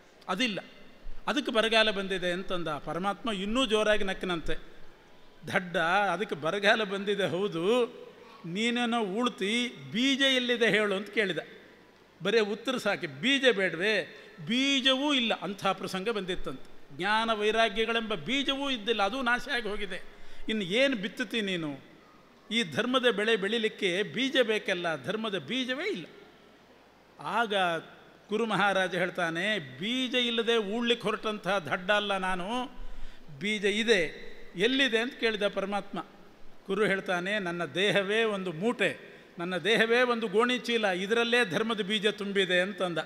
ಜ್ಞಾನ, ಭಕ್ತಿ, ವೈರಾಗ್ಯ, ಪ್ರಾಮಾಣಿಕತೆ, ಅಹಿಂಸಾ, ತಪಸ್ಸು ಎಲ್ಲ ಈ ದೇಹದಲ್ಲಿ ತುಂಬಿದೆ. ನಾನು ನಾಶ ಆಗೋದ್ರ ಒಳಗಡೆ ಇದನ್ನು ಬಿತ್ತಿಬಿಡಬೇಕು ಅಂತ ನಾನು ಹೊರಟಿದ್ದೇನೆ. ಯಾವತ್ತು ಈ ದೇಹ ಹೋಗ್ತದೋ, ಈ ಬೀಜ ಯಾವತ್ತು ಸುಟ್ಟಾಕ್ತಾರೋ ಗೊತ್ತಿಲ್ಲ, ಈ ಬೀಜ ಸುಟ್ಟಾಕೋದ್ರೊಳಗೆ ಇದನ್ನು ಬಿತ್ತಬೇಕು, ಅದಕ್ಕೆ ಹೊರಟಿದ್ದೇನೆ. ಆಗ ಹೌದಾ ಅಂತ ಕೇಳ್ತಾನೆ ಪರಮಾತ್ಮ. ಕುರು ಮಹಾರಾಜ ಕೈ ಚಾಚಿದ್ನಂತೆ, ಈ ಕೈ ಕಡಿ, ಒಂದು ಹನಿ ರಕ್ತ ಬರೋದಿಲ್ಲ ಇದರಲ್ಲಿ ಇಂದ, ಒಂದು ಹನಿ ರಕ್ತ ಇಲ್ಲ. ಕಡಿದ್ನಂತೆ ಪರಮಾತ್ಮ, ಒಂದು ಹನಿ ರಕ್ತ ಬರಲಿಲ್ಲ. ಬರೇ ಜ್ಞಾನ, ಭಕ್ತಿ, ವೈರಾಗ್ಯ, ಧರ್ಮದ ಬೀಜಗಳು ಉದುರಿದುವಂತೆ. ಎಡಗೈ ಕಡ್ದ, ಯಾವುದು ಕಡಿದ್ರೂ ಕೂಡ ರಕ್ತ ಇಲ್ಲ, ಬರೇ ಬೀಜಗಳೇ ತುಂಬಿದೆ. ಆಮೇಲೆ ಭಗವಂತ ಮೆಚ್ಚಿದ, ಅದನ್ನೇ ಪುನಃ ಕೈಗಳನ್ನೆಲ್ಲ ತುಂಡು ಮಾಡಿದ್ದನ್ನು ಸೇರಿಸಿದ. ನಿನ್ನ ದೇಹ ಧರ್ಮದ ಬೀಜ ತುಂಬಿಕೊಂಡಿದೆ, ಬೀಜ ತುಂಬಿಕೊಂಡ ಗೋಣಿ ಚೀಲ ನಿಂದು, ಹೋಗು ಉಳು, ನಾನು ಬಿತ್ತುತ್ತಾ ಬರ್ತೇನೆ ಅಂತ ಪರಮಾತ್ಮ ಕಳಿಸಿ ಅವನ ಕೈಯಿಂದ ಧರ್ಮದ ಬೆಳೆ ಆ ಕುರುಕ್ಷೇತ್ರದಲ್ಲಿ ಬೆಳೆಸಿದ್ನಂತೆ. ಅವತ್ತು ಹೇಳಿದ, ಈ ಕ್ಷೇತ್ರಕ್ಕೆ ಇನ್ಮೇಲೆ ನಿನ್ನ ಹೆಸರಿಡ್ತೇನೆ, ಯಾಕೆ ಧರ್ಮದ ಬೆಳೆ ಬೆಳೆದ ಕ್ಷೇತ್ರ ಇದು. ಕ್ಷೇತ್ರ ಅಂದರೆ ಹೊಲ, ಗದ್ದೆ, ನೀನು ಧರ್ಮದ ಬೆಳೆ ಬೆಳೆದಿದ್ದಿ, ನಿನ್ನ ಹೆಸರು ಬರಲಿ. ಇದಕ್ಕೆ ಧರ್ಮದ ಬೆಳೆ ಬೆಳೆದದ್ರಿಂದ ಧರ್ಮಕ್ಷೇತ್ರ ಅಂತ ಹೆಸರು ಬರಲಿ, ನಿನ್ನ ಹೆಸರಿಡ್ತೇನೆ, ಕುರುಕ್ಷೇತ್ರ ಅಂತ ಹೆಸರು ಬರಲಿ ಅಂತಂದ. ಅವತ್ತಿನಿಂದಲೇ ಅದು ರೂಢಿಗೆ ಬಂತು. ಅದು ಧರ್ಮಕ್ಷೇತ್ರ, ಕುರುಕ್ಷೇತ್ರ ಅಂತಾಯಿತು. ವೇದವ್ಯಾಸ ದೇವರು ಭಗವದ್ಗೀತೆಯಲ್ಲಿ ಅದನ್ನೇ ದಾಖಲೆ ಮಾಡಿದರು. ಧರ್ಮಕ್ಷೇತ್ರೇ ಕುರುಕ್ಷೇತ್ರೇ ಸಮವೇತಾಯುತ್ಸವ ಅಂತ ಅದನ್ನು ದಾಖಲೆ ಮಾಡಿದರು. ಇದು ಕುರು ಮಹಾರಾಜನ ಚರಿತ್ರೆ. ಎಂಥ ಆದರ್ಶ ರಾಜ ನೋಡಿ. ನಮ್ಮ ಪೂಜ್ಯ ಶ್ರೀಪಾದ ಈ ಕುರುವಿನ ಕಥೆ ಹೇಳುವಾಗೆಲ್ಲ ಇವರದ್ದೇ ನೆನಪು ಬರ್ತದೆ. ಇವರ ದೇಹದಲ್ಲೂ ರಕ್ತ ಇಲ್ಲ, ಮಾಂಸ ಇಲ್ಲ, ಏನೂ ಇಲ್ಲ, ಕೃಷಿಯರಾಗಿ ಹೋಗಿದ್ದಾರೆ. ಆದರೆ ಧರ್ಮದ ಬೆಳೆ ತುಂಬಿದೆ, ಜ್ಞಾನದ ಬೀಜ, ಧರ್ಮದ ಬೀಜ ಅದೆಲ್ಲ ತುಂಬಿಕೊಂಡಿರ್ತಕ್ಕಂಥ ದೇಹ ಅಂತ ಅನ್ನಿಸ್ತದೆ ನಮಗೆ. ಕುರುವಿನ ಚರಿತ್ರೆ ನೋಡುವಾಗ ಅದು ತುಂಬಬೇಕು, ಬೇಕಾದಷ್ಟು ಕೊಬ್ಬು ತುಂಬಿ, ಫ್ಯಾಟ್ ತುಂಬಿ ದೇಹ ಬೆಳೆದರೂ ಮುಖ್ಯ ಅಲ್ಲ. ದೇಹ ಕೃಷಿವಾಗಿದ್ದರೂ ಕೂಡ ಈ ಬೀಜ ತುಂಬಿರಬೇಕು, ಆವಾಗ ದೇಹ ಕೃಷಿ ಆಗ್ತದೆ. ತನಿಮ್ನ ಶೋಭಂತೆ ಅಂತಾರೆ. ತನಿಮ್ನ ಶೋಭಂತೆ, ಕೃಷಿತೆಯಿಂದಲೇ ನದಿ ಕೃಷಿ ಆಗ್ತದೆ. ಎಲ್ಲ ನೀರು ತೊಗೊಂಡು ಹೋಗಿ ಕೃಷಿ ಆಗ್ತದೆ. ಬಾವಿಯಲ್ಲಿದ್ದ ನೀರು ಎಲ್ಲರೂ ತುಂಬಿಕೊಂಡು ಹೋಗ್ತಾರೆ, ಬಾವಿಯಲ್ಲಿ ನೀರು ಒಣಗಿ ಹೋಗ್ತದೆ. ಅದು ಶೋಭೆ. ತುಂಬ ತುಂಬಿದೆ, ಒಬ್ರಿಗೊಂದು ಕೊಡ ಕೊಡೋದಿಲ್ಲ ಅಂದರೆ ಏನು ಉಪಯೋಗ ಬಂತು? ಹಾಗೆ ತನಿಮ್ನ ಶೋಭಂತೆ. ಒಬ್ಬ ಯೋಧ, ಒಬ್ಬ ಸೈನಿಕ ಯುದ್ಧದಲ್ಲಿ ಏನೋ ಒಂದು ಕೈಯೋ ಕಾಲೋ ಕಳಚಿಕೊಂಡಿರ್ತಾನೆ. ಎಂಥ ಮಹತ್ವ ಅವನಿಗೆ. ಕೈ ಹೋಗಿದ್ರು, ಕಾಲು ಹೋಗಿದ್ರು ಕೂಡ. ಯಾಕೆ ಅಂತಂದರೆ ದೇಶಕ್ಕೋಸ್ಕರ ಹೋರಾಡಿ ಕಳ್ಕೊಂಡವನು ಅಂತ ಆ ಕೃಷಿತೇನೆ ಅವನಿಗೆ ಶೋಭೆ ತಂದು ಕೊಡ್ತದೆ. ಹಾಗೆ ದೇಶಕ್ಕಾಗಿ, ಸಮಾಜಕ್ಕಾಗಿ ದುಡಿದು ಕೃಷಿತೆಯನ್ನು ಸಂಪಾದನೆ ಮಾಡಿದಂಥವರು ಶ್ಲಾಘ್ಯರಾಗ್ತಾರೆ. ಆ ರೀತಿ ಕುರು ಮಹಾರಾಜ ಇದ್ದ. ಆ ಆದರ್ಶವನ್ನು ಪಾಲಿಸಿಕೊಂಡವರು ನಮ್ಮ ಸ್ವಾಮಿಗಳು ಅಂತ ಹೇಳಲಿಕ್ಕೆ ಹೆಮ್ಮೆ ಆಗ್ತಾ ಇದೆ. ಇದೇ ವಂಶದಲ್ಲಿ ಪಾಂಡವರೆಲ್ಲ ಬಂದರು. ಇನ್ನು ಯದುವಿನ ಕಥೆ ಕೇಳಬೇಕು. ಯದೋರ್ವಂಶಂ ನರಶ್ರುತ್ವ ಸರ್ವಪಾಪೈ ಪ್ರಮುಚ್ಯತೆ. ಯದುವಂಶದಲ್ಲಿ ಅವತಾರ ಮಾಡಿದವನು ಶ್ರೀಕೃಷ್ಣ. ಕೃಷ್ಣ ಅವತಾರ ಮಾಡಿದ್ದು ಬಹಳ ದಿವ್ಯವಾದ ಸಂದೇಶ ಇದೆ. ಪಂಡಿತಾಚಾರ್ಯರು ಕೃಷ್ಣನ ಕಥೆ ಸಂಗ್ರಹ ಮಾಡಿ ಮಣಿಮಂಜರಿ ಅಂತ ಒಂದು ಸಣ್ಣ ಕಾವ್ಯದಲ್ಲಿ ಅದನ್ನು ತೋರಿಸ್ತಾರೆ. ಅದರಲ್ಲಿ ಒಂದು ಮಾತು ಬರೀತಾರೆ ಪಂಡಿತಾಚಾರ್ಯ. ಕೃಷ್ಣ ತೋರಿಸಿದ ಒಂದೊಂದು ಲೀಲೆಯೂ ಕೂಡ ಲೀಲಾಭಿ ಭಾವಗರ್ಭಾಭಿ ಜನಮಾನಂದಯನ್ ಬಭೌ. ಒಂದು ಸೂಚನೆ ಕೊಡ್ತಾರೆ. ಕೃಷ್ಣ ತೋರಿಸಿದ ಪ್ರತಿಯೊಂದು ಲೀಲೆಯೂ ಕೂಡ ಭಾವಗರ್ಭ, ಭಾವಪೂರ್ಣವಾಗಿರ್ತಕ್ಕಂಥ ಲೀಲೆ ತೋರಿಸಿದ್ದಾನೆ. ಕೃಷ್ಣನ ಕಥೆಯನ್ನು ಆ ದೃಷ್ಟಿಯಲ್ಲಿ ನೋಡ್ರಿ. ಒಂದು ಮೊದಲು ಕೃಷ್ಣಾವತಾರದ ಸಂದೇಶ ಏನು? ಕೃಷ್ಣ ಮಧುರಾಪಟ್ಟಣದಲ್ಲಿ ಅವತಾರ ಮಾಡಿದ. ಯಾಕೆ ಅವತಾರ ಮಾಡಿದ? ಯಾವಾಗ ಅವತಾರ ಮಾಡಿದ? ಆಚಾರ್ಯರು ಕೃಷ್ಣಾಷ್ಟಮಿ ಬಗ್ಗೆ ಒಂದು ಗ್ರಂಥವನ್ನೇ ಬರೆದಿದ್ದಾರೆ. ತಮ್ಮ ಸರ್ವಮೂಲ ಗ್ರಂಥಗಳಲ್ಲಿ ಕೃಷ್ಣಾಷ್ಟಮಿ ಅನುಷ್ಠಾನ ಹೇಗೆ ಮಾಡಬೇಕು, ಕೃಷ್ಣ ಜಯಂತಿ ಅದರ ಬಗ್ಗೆ ಒಂದು ವಿಶೇಷ ಗ್ರಂಥ. ಬೇರೆದಕ್ಕೆ ಬರೀಲಿಲ್ಲ. ರಾಮನವಮಿ ಅನುಷ್ಠಾನ ಮಾಡಲಿಕ್ಕೆ ಒಂದು ಗ್ರಂಥ ಬರೀಲಿಲ್ಲ. ನರಸಿಂಹ ಜಯಂತಿ ಅನುಷ್ಠಾನ ಮಾಡಲಿಕ್ಕೆ ಬರೀಲಿಲ್ಲ. ಕೃಷ್ಣನ ಬಗ್ಗೆ ಬರೆದು.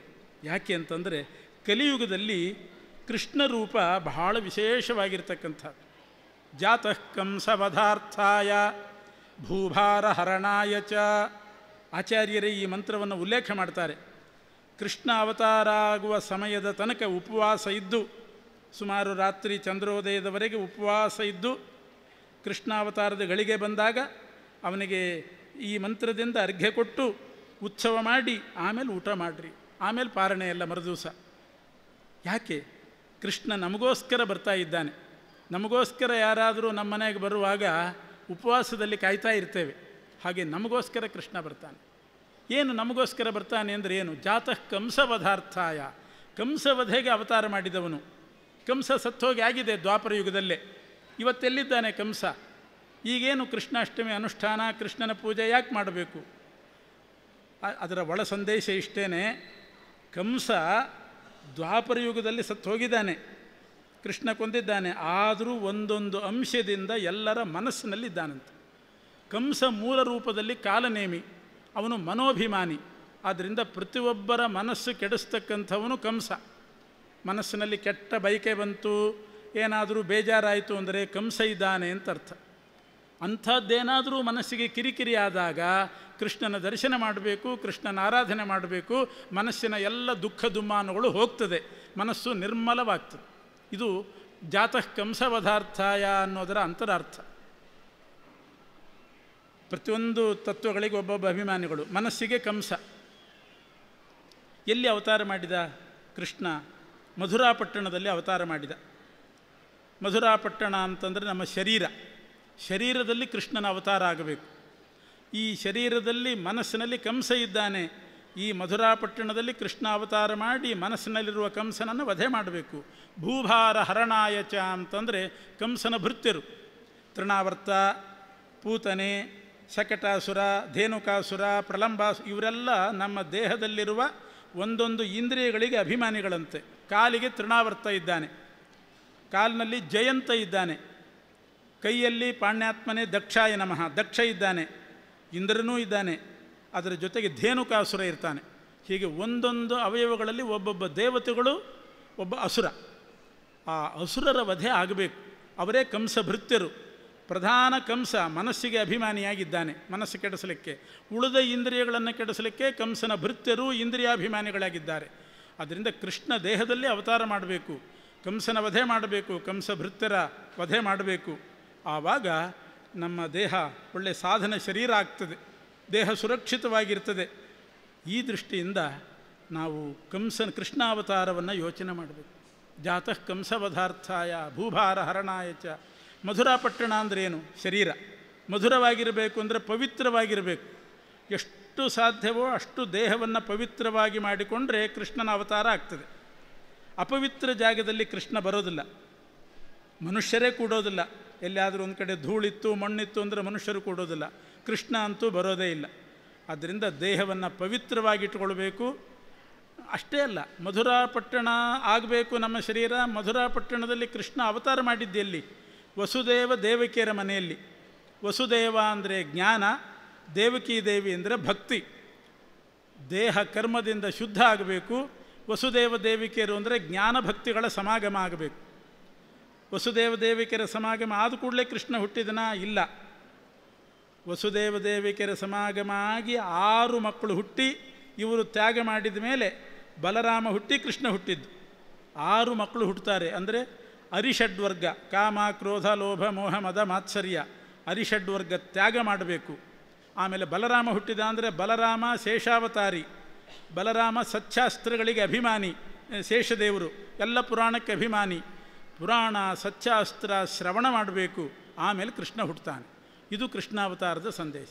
ಮೊದಲು ದೇಹ ಮಧುರಾಪಟ್ಟಣ ಆಗಬೇಕು, ವಸುದೇವ ದೇವಿಕೆಯರ ಸಮಾಗಮ ಜ್ಞಾನಭಕ್ತಿಗಳು ಸೇರಬೇಕು, ಅರಿಷಡ್ವರ್ಗ ಬಿಡಬೇಕು. 6 ಮಕ್ಕಳನ್ನು ತ್ಯಾಗ ಅಂದರೆ ಅರಿಷಡ್ವರ್ಗ ಬಿಡಬೇಕು. ಬಲರಾಮ ಹುಟ್ಟೋದು ಅಂದರೆ ಸಚ್ಚಾಸ್ತ್ರ ಶ್ರವಣ, ಆಮೇಲೆ ಕೃಷ್ಣ ಹುಟ್ಟುತ್ತಾನೆ. ಹೀಗೆ ಕೃಷ್ಣಾವತಾರದ ಒಳ ಅರ್ಥ ಇದು. ಇಂಥ ಶ್ರೀಕೃಷ್ಣ ದೇಹದಲ್ಲಿ ಅವತಾರ ಮಾಡಿ ಎಲ್ಲ ಭೂಭಾರವನ್ನು ಹರಣ ಮಾಡ್ತಾನೆ. ಕೃಷ್ಣನ ಕಥೆ ಎರಡು ಮುಖ. ಒಂದು, ಕೃಷ್ಣ ಅನೇಕ ದೈತ್ಯರನ್ನು ನಿಗ್ರಹ ಮಾಡಿದ್ದು ಒಂದು, ಅನೇಕರನ್ನು ಅನುಗ್ರಹ ಮಾಡಿದ್ದು ಮತ್ತೊಂದು. ನಿಗ್ರಹ ಅಂದರೆ ಅವನು ಹುಟ್ಟುವಾಗಲೇ ಅವನಿಗೆ ಕಂಸ ಶತ್ರುವಾಗಿದ್ದ. ಹುಟ್ಟಿದ ಕೂಡಲೇ ಸ್ಥಳಾಂತರ ಆದ. ಮಧುರಾಪಟ್ಟಣದಲ್ಲಿ ಹುಟ್ಟಿದವನು ನಂದಗೋಕುಲಕ್ಕೆ ಹೋದ. ಅಲ್ಲಿ 3 ಜನ ಬಂದರು. ಪೂತನೆ, ಸಕಟಾಸುರ, ತೃಣಾವರ್ತ. ಆ ಕಷ್ಟವನ್ನು ಪರಿಹಾರ ಮಾಡಿದ. ತಾನೂ ಮಾಡಿಕೊಂಡು, ಅದಕ್ಕೆ ಕೃಷ್ಣ ಕೃಷ್ಣ ಕೃಷ್ಣ ಅಂತ ಹೇಳಿದರೆ ಕಷ್ಟ ಪರಿಹಾರ ಅಂತೆ. ಎಷ್ಟು ಕಷ್ಟ ಕೃಷ್ಣನಿಗೆ ಬಂದಿತ್ತು, ಲೀಲಾಜಾಲವಾಗಿ ಪರಿಹಾರ ಮಾಡಿಕೊಂಡಿದ್ದಾನೆ. ಆಮೇಲೆ ವೃಂದಾವನಕ್ಕೆ ಬಂದ. ವೃಂದಾವನದಲ್ಲಿ ಮತ್ತೆ ಕಂಸನ ಭೃತ್ಯರು ಬೆನ್ನು ಹತ್ತಿದರು. ವತ್ಸಾಸುರ, ಬಕಾಸುರ, ಉಗ್ರಾಸುರ, ಅರಿಷ್ಟಾಸುರ, ಪ್ರಲಂಬಾಸುರ, ಕೇಸಿ ಎಲ್ಲ ಕಂಸನ ಕಡೆಯವರು ಬಂದರು. ಅವ್ರನ್ನೆಲ್ಲ ಕೊಂದು ಹಾಕಿದ. ಮಳೆ ಬಂತು, ಬೇರೆ ಬೇರೆ ರೀತಿ ಕಾಡಿಗೆ ಬೆಂಕಿ ಹತ್ತಿತ್ತು ವೃಂದಾವನಕ್ಕೆ ಬಂದಾಗ. ಅದರಿಂದಲೂ ಯಾದವರನ್ನು ಪಾರು ಮಾಡಿದ. ಮಳೆ ಬಂತು, ಅಖಂಡ ಮಳೆ ಬಂತು.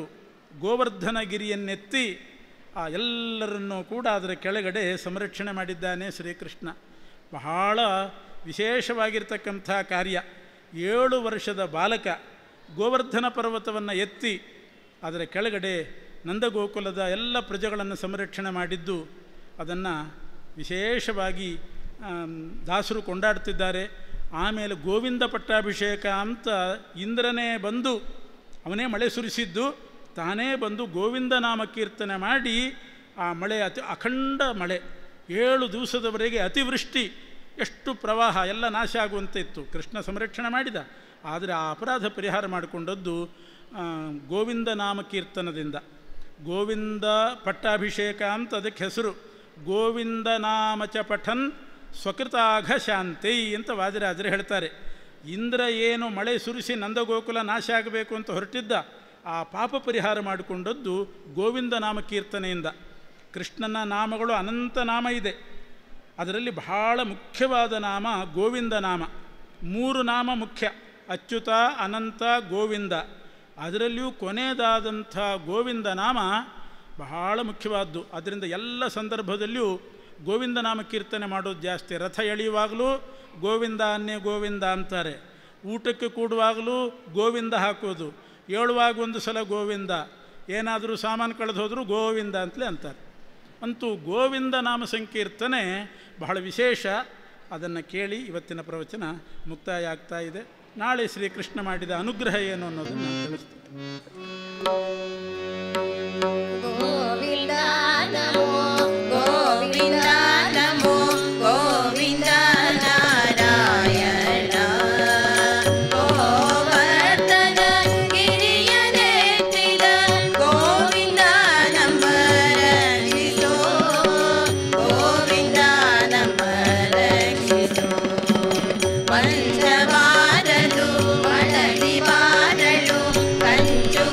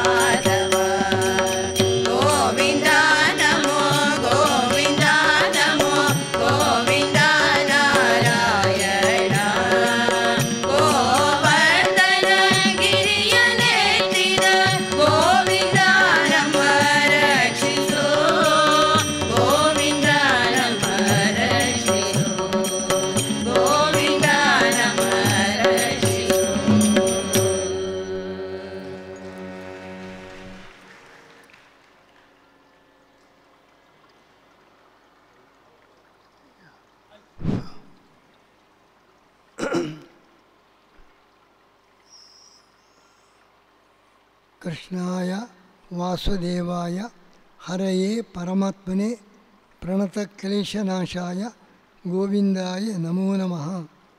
ಯತ್ರ ಯೋಗೇಶ್ವರ ಕೃಷ್ಣ ಯತ್ರ ಪಾರ್ಥೋ ಧನುರ್ಧರಃ ತತ್ರ ಶ್ರೀ ವಿಜಯೋ ಭೂತಿ ಧ್ರುವ ನೀತಿರ್ಮತಿರ್ಮಮ. ಗೀತಾ ಜಯಂತಿಯ ಪವಿತ್ರ ದಿನದಲ್ಲಿ ಭಾಗವತ ಪ್ರವಚನದಲ್ಲಿ ಇವತ್ತು ಕೃಷ್ಣಾವತಾರದ ಕಥೆಯೇ ಇವತ್ತು ಬಂದಿದೆ. ಕೃಷ್ಣನ ಅವತಾರ ಮಾಡಿದ ಆ ಘನ ಮಹತ್ವ ಭಗವಂತನ ಆ ದೊಡ್ಡ ಲೋಕಾನುಗ್ರಹ ಕಾರ್ಯ. ಕೃಷ್ಣನು ಮಥುರಾ ಪಟ್ಟಣದಲ್ಲಿ ಅವತರಿಸಿದಂತೆ ನಮ್ಮೆಲ್ಲರ ಶರೀರವೇ ಮಥುರಾ ಪಟ್ಟಣ. ಅಲ್ಲಿ ಕೃಷ್ಣನ ಅವತಾರ ಆಗಬೇಕು. ಆ ವಸುದೇವ ದೇವಕಿಯರ ಬಂಧ ಮೋಚನೆಯಾದಂತೆ ನಮಗೂ ಕೂಡ ಈ ಮಥುರಾ ಪಟ್ಟಣದಲ್ಲಿ ದೇಹದಲ್ಲಿ ಬಂಧನಕ್ಕೆ ಒಳಗಾಗಿದ್ದೇವೆ. ಕಂಸನ ಅಧಿಕಾರ, ಅಧರ್ಮದ ಅಧಿಕಾರ, ಆ ಬಂಧನದ ಮೋಕ್ಷ ಆಗಬೇಕು. ಅದಕ್ಕಾಗಿ ಕೃಷ್ಣನ ಅವತಾರವಾಗಿದೆ ಎಂಬುದಾಗಿ ಕೃಷ್ಣಾವತಾರದ ಚರಿತ್ರೆಯನ್ನು ಈ ದಿನ ಸುವಿದ್ಯೇನ ತೀರ್ಥರು ನಮಗೆ ತಿಳಿಸಿದ್ದಾರೆ. ಅಂಥ ಕೃಷ್ಣನು ಭಗವದ್ಗೀತೆಯಲ್ಲಿ ಕೊಟ್ಟ ಉಪದೇಶ ಅದರ ಮುಖ್ಯವಾದ ಭಾಗ, ಅದನ್ನು ಇವತ್ತು ಹೇಳಬೇಕಾಗಿದೆ. ನಾವು ಏನು ಪಾಪ ಮಾಡಿದರೂ, ಏನು ಕಾರ್ಯ ಮಾಡುವಾಗ ಪಾಪ ಬಂದರೂ ನಮಗೆ ಅಂಟದಂತೆ ಮಾಡಬೇಕಾಗಿದ್ದರೆ ಅದಕ್ಕೆ ಒಂದು ಮಾರ್ಗ ಸ್ವಾರ್ಥ ತ್ಯಾಗ. ರಾಗದ್ವೇಷವಿಲ್ಲದೆ ನಿಸ್ವಾರ್ಥದಿಂದ ಕಾರ್ಯ ಮಾಡಿದರೆ ಯಾವ ಪಾಪವೂ ಅಂಟೋದಿಲ್ಲ. ಯುದ್ಧ ಮಾಡು, ಅನೇಕ ಹಿಂಸೆ ನಡೆಯಬಹುದು, ದುಷ್ಟರ ಹತ್ಯೆ ನಡೆಯಬಹುದು. ಆದರೆ ರಾಗದ್ವೇಷವಿಲ್ಲದೆ ಕೇವಲ ಕರ್ತವ್ಯ ದೃಷ್ಟಿಯಿಂದ ಮಾಡ್ತೀವಿ, ಯಾವ ಪಾಪವೂ ಅಂಟೋದಿಲ್ಲ ಅಂತ. ಅದರ ಜೊತೆಗೆ ಇನ್ನೊಂದು ಅಂಶವನ್ನು ಭಗವಂತ ತೋರಿಸ್ತಾರೆ. ಬರೀ ಸ್ವಾರ್ಥ ತ್ಯಾಗ ಮಾತ್ರ ಅಲ್ಲ, ಇನ್ನೊಂದು ಸೇರಿಸಬೇಕು, ಭಗವಂತನ ಭಕ್ತಿ. ಭಕ್ತಿಯ ನೆಲೆಯಲ್ಲಿ ನಾವು ಮಾಡುವ ಎಲ್ಲ ಕಾರ್ಯ ಭಗವಂತನ ಪೂಜೆ. ಬರೀ ಹೊಟ್ಟೆಪಾಡಿಗಾಗಿ ಮಾಡುವುದಲ್ಲ. ನಾವು ಮಾಡುವ ಕೃಷಿ ಇರಬಹುದು, ವ್ಯಾಪಾರ ಇರಬಹುದು, ಸರ್ಕಾರಿ ಉದ್ಯೋಗ ಇರಬಹುದು, ಏನು ಮಾಡಿದರೂ ಕೂಡ ಒಂದು ಕಡೆ ನಿಸ್ವಾರ್ಥತನ, ಪ್ರಾಮಾಣಿಕತನ, ಇನ್ನೊಂದು ಕಡೆ ಇದು ಭಗವಂತನ ಪೂಜೆ, ಭಗವಂತನ ಸೇವೆ. ಈ ಎರಡು ಭಾವನೆ ಇದ್ದರೆ ಭಗವಂತನ ಪೂಜೆ ಎಂಬ ದೃಷ್ಟಿಯಿಂದ ಮಾಡಿದಾಗ ಅಲ್ಲಿ ಯಾವ ಥರದ ಭ್ರಷ್ಟಾಚಾರಕ್ಕೂ ಅವಕಾಶ ಆಗುವುದಿಲ್ಲ. ಸ್ವಾರ್ಥಕ್ಕೋಸ್ಕರ ಮಾಡುವಾಗ ಅಲ್ಲಿ ಭ್ರಷ್ಟಾಚಾರ. ಸ್ವಾರ್ಥವಿಲ್ಲದೆ ಭಗವಂತನ ಪೂಜೆ ಎಂಬ ಭಕ್ತಿಯ ನೆಲೆಯಲ್ಲಿ ಮಾಡಿದಾಗ ಅಲ್ಲಿ ಪಾಪಕ್ಕೆ ಅವಕಾಶವೇ ಆಗುವುದಿಲ್ಲ ಎಂಬುದಾಗಿ ನಮ್ಮ ಜೀವನ ಅದೊಂದು ಯಜ್ಞವಾಗಬೇಕು, ಭಗವಂತನ ಪೂಜೆಯಾಗಬೇಕು. ಪರಮಾತ್ಮನ ಸೇವಾ ಭಾವನೆಯಿಂದ, ಭಕ್ತಿಯಿಂದ ನಾವು ಮಾಡುವ ಉದ್ಯೋಗ, ವ್ಯಾಪಾರ, ಕೃಷಿ ಇದೆಲ್ಲವೂ ಕೂಡ ಭಗವಂತನ ಪೂಜೆ. ಇದರಿಂದ ಲೋಕಕ್ಕೆ ಕಲ್ಯಾಣ ಆಗಬೇಕು, ಭಗವಂತನಿಗೆ ಪ್ರೀತಿ ಆಗಬೇಕು. ಭಗವಂತನಿಗೆ ಪ್ರೀತಿ ಆಗಬೇಕೆಂಬ ದೃಷ್ಟಿಯಿಂದ ಮಾಡಿದಾಗ ಅಲ್ಲಿ ಮೋಸ, ವಂಚನೆ, ಭ್ರಷ್ಟಾಚಾರಕ್ಕೆ ಅವಕಾಶವೇ ಆಗುವುದಿಲ್ಲ. ಭ್ರಷ್ಟಾಚಾರದ ನಿವಾರಣೆಗೆ ಕೃಷ್ಣ ನೀಡಿದ ಈ ಸಂದೇಶ, ನೀವು ಮಾಡುವ ಎಲ್ಲ ಕಾರ್ಯ ಭಗವಂತನ ಪೂಜೆ ಎಂಬುದಾಗಿ ಭಕ್ತಿಯ ನೆಲೆಯಲ್ಲಿ ಮಾಡಿ, ಸ್ವಾರ್ಥ, ರಾಗದ್ವೇಷ, ದುರಾಶೆ ಇಲ್ಲದೆ ಭಗವಂತನ ಪೂಜೆ ಎಂಬ ದೃಷ್ಟಿಯಿಂದ ಮಾಡುವಾಗ ಅಲ್ಲಿ ಯಾವ ಥರದ ಭ್ರಷ್ಟಾಚಾರಕ್ಕೂ ಅವಕಾಶ ಇಲ್ಲ. ಭ್ರಷ್ಟಾಚಾರ ಮುಕ್ತ ರಾಷ್ಟ್ರ ನಿರ್ಮಾಣವಾಗಬೇಕಾಗಿದ್ದರೆ ಭಗವದ್ಗೀತೆಯ ಸಂದೇಶವೇ ಅದಕ್ಕೆ ಮುಖ್ಯವಾದ ಸ್ಫೂರ್ತಿ ಎಂಬುದನ್ನು ಕೃಷ್ಣ ಹೇಳ್ತಾ ಇದ್ದಾನೆ. ಭಕ್ತಿ ನಮ್ಮ ಜೀವನದಲ್ಲಿ ಒಮ್ಮೆ ವಾಲಿ ಸುಗ್ರೀವರಿಗೆ ಜಗಳ ಪರಿಹಾರ. ಆ ಸಂದರ್ಭದಲ್ಲಿ ಸುಗ್ರೀವ ರಾಮನಿಗೆ ಶರಣಾಗತನಾದ. ವಾಲಿಯನ್ನು ಕರೆ, ಯುದ್ಧ ಮಾಡುವುದು. ಯುದ್ಧಕ್ಕೆ ವಾಲಿಯನ್ನು ಕರೆದ. ವಾಲಿ ಬಂದ, ಸುಗ್ರೀವನ್ನು ಸರಿಯಾಗಿ ಹೊಡೆದ. ತಪ್ಪಿಸಿಕೊಂಡು ಬರಲಿಕ್ಕೆ ಕಷ್ಟವಾಯಿತು. ರಾಮನಲ್ಲಿ ಕೇಳ್ತಾನೆ, ಯಾಕೆ ಮೋಸ ಮಾಡಿದಿ? ವಾಲಿಯನ್ನು ಕೊಲ್ಲುತ್ತೇನೆ ಅಂತ ಧೈರ್ಯ ಕೊಟ್ಟು ನನ್ನ ಕಳಿಸಿದಿ. ವಾಲಿ ನನ್ನನ್ನು ಹೊಡೆದಾಗ ನನಗೆ ಸರಿ ಪೆಟ್ಟು ಮುಷ್ಟಿಯಿಂದ ಹೊಡಿತಾ ಇದ್ದಾಗ ಸುಮ್ಮನೆ ಮೂಕ ಪ್ರೇಕ್ಷಕನಾಗಿ ನೋಡಿ ನನ್ನ ರಕ್ಷಣೆಗೆ ಯಾಕೆ ಧಾವಿಸಿ ಬರಲಿಲ್ಲ? ಸುಗ್ರೀವನ ಆಕ್ಷೇಪ. ರಾಮ ಹೇಳ್ತಾನೆ, ನೀವೆಲ್ಲ ಅಣ್ಣ ತಮ್ಮಂದಿರು ಒಂದೇ ರೀತಿ ಇದ್ದೀರಿ, ಯಾರು ವಾಲಿ ಯಾರು ಸುಗ್ರೀವ ಗುರುತೇ ಸಿಗಲಿಲ್ಲ. ವಾಲಿ ಅಂತ ಭಾವಿಸಿ ನಿನಗೆ ಬಾಣ ಬಿಟ್ಟಿದ್ದರೆ ನಿನ್ನ ಗತಿ ಏನು? ಅದಕ್ಕಾಗಿ ನಾನು ಸುಮ್ಮನೆ ಇರಬೇಕಾಯಿತು, ಬಾಣ ಪ್ರಯೋಗ ಮಾಡಲಿಲ್ಲ. ಮುಂದೇನು ಮಾಡೋದು? ನಿನ್ನ ಗುರುತು ಸಿಗುವಂತೆ ಏನಾದರೂ ಹನುಮಂತನಿಂದ ಒಂದು ಮಾಲೆಯನ್ನು ಹಾಕಿಸಿದ ಸುಗ್ರೀವನಿಗೆ. ಈ ಮಾಲೆ ಧರಿಸಿಕೊಂಡು ವಾಲಿಯನ್ನು ಕರೆ. ಯುದ್ಧ ಮಾಡಿದಾಗ ಯಾರು ವಾಲಿ ಯಾರು ಸುಗ್ರೀವ ಆ ಮಾಲೆಯ ಮುಖಾಂತರ ಸುಗ್ರೀವನನ್ನು ಗುರುತಿಸಿ ನಾನು ವಾಲಿಗೆ ಬಾಣ ಪ್ರಯೋಗ ಮಾಡ್ತೇನೆ, ನಿನ್ನ ಗುರುತು ಸಿಗುವಂಥ ಒಂದು ಮಾಲೆಯನ್ನು ಧರಿಸಿಕೊಂಡು ವಾಲಿಯನ್ನು ಕರೆಯಿತು. ಹಾಗೆ ಕರೆದ ಶ್ರೀರಾಮ ವಾಲಿಗೆ ಸರಿಯಾಗಿ ಬಾಣ ಪ್ರಯೋಗ ಮಾಡಿ ಸುಗ್ರೀವನನ್ನು ಪಾರು ಮಾಡಿದ. ಈ ಕಥೆ ಇವತ್ತಿಗೂ ಪ್ರಸ್ತುತ. ನಾವೆಲ್ಲರೂ ಕೂಡ ವಾಲಿ ಸುಗ್ರೀವರಂತೆ ಜಗಳಾಡ್ತಲೇ ಇದ್ದೇವೆ. ಭಗವಂತ ನಮ್ಮ ರಕ್ಷಣೆಗೆ ಬರುವುದೇ ಇಲ್ಲ. ದೇವರಿಗೂ ನಮ್ಮ ಗುರುತೇ ಸಿಗುವುದಿಲ್ಲ. ಯಾರು ಸುಗ್ರೀವ ಯಾರು ವಾಲಿ, ದೇವರಿಗೆ ನಮ್ಮ ಗುರುತೇ ಸಿಗುವುದಿಲ್ಲ. ನಮ್ಮ ಗುರುತು ಸಿಗುವಂತೆ ನಾವು ಒಂದು ಮಾಲೆ ಧರಿಸಬೇಕು. ಅದು ಯಾರು ಕೊಟ್ಟ ಮಾಲೆ? ಹನುಮಂತನು ಕೊಟ್ಟ ಮಾಲೆ. ಅದನ್ನು ಧರಿಸಬೇಕು. ಅದು ಯಾವ ಮಾಲೆ? ಭಕ್ತಿ ಮಾಲೆ. ಅದನ್ನು ಧರಿಸಿ ಬಂದರೆ ದೇವರಿಗೆ ನಮ್ಮ ಗುರುತು ಸಿಗ್ತದೆ. ಆ ಹನುಮಂತನೇ ಆಚಾರ್ಯ ಮಧ್ವರಾಗಿ ಅವತರಿಸಿದ್ದಾರೆ. ಮಧ್ವರು ಕೊಟ್ಟ ಭಕ್ತಿ ಮಾಲೆಯನ್ನು ಧರಿಸಿದರೆ ಆಗ ನಮ್ಮ ರಕ್ಷಣೆಗೆ ಭಗವಂತ ನೇರವಾಗಿ ಬರ್ತಾರೆ. ಅಂಥ ಭಕ್ತಿಯ ನೆಲೆಯಲ್ಲಿ ನಾವೇನು ಕಾರ್ಯ ಮಾಡಿದರೂ ಭಕ್ತಿಯ ನೆಲೆಯಲ್ಲಿ ಮಾಡಿ, ಇದು ಪರಮಾತ್ಮನ ಪೂಜೆ ಎಂಬ ಭಾವನೆಯಿಂದ ಮಾಡಿದಾಗ ಯಾವ ಕೆಟ್ಟ ವ್ಯವಹಾರವೂ ನಡೆಯುವುದು. ಇದು ನಮ್ಮ ದೇಶದಲ್ಲಿ ಉತ್ತಮ ಜೀವನ ನಮ್ಮದಾಗಬೇಕಾಗಿದೆ.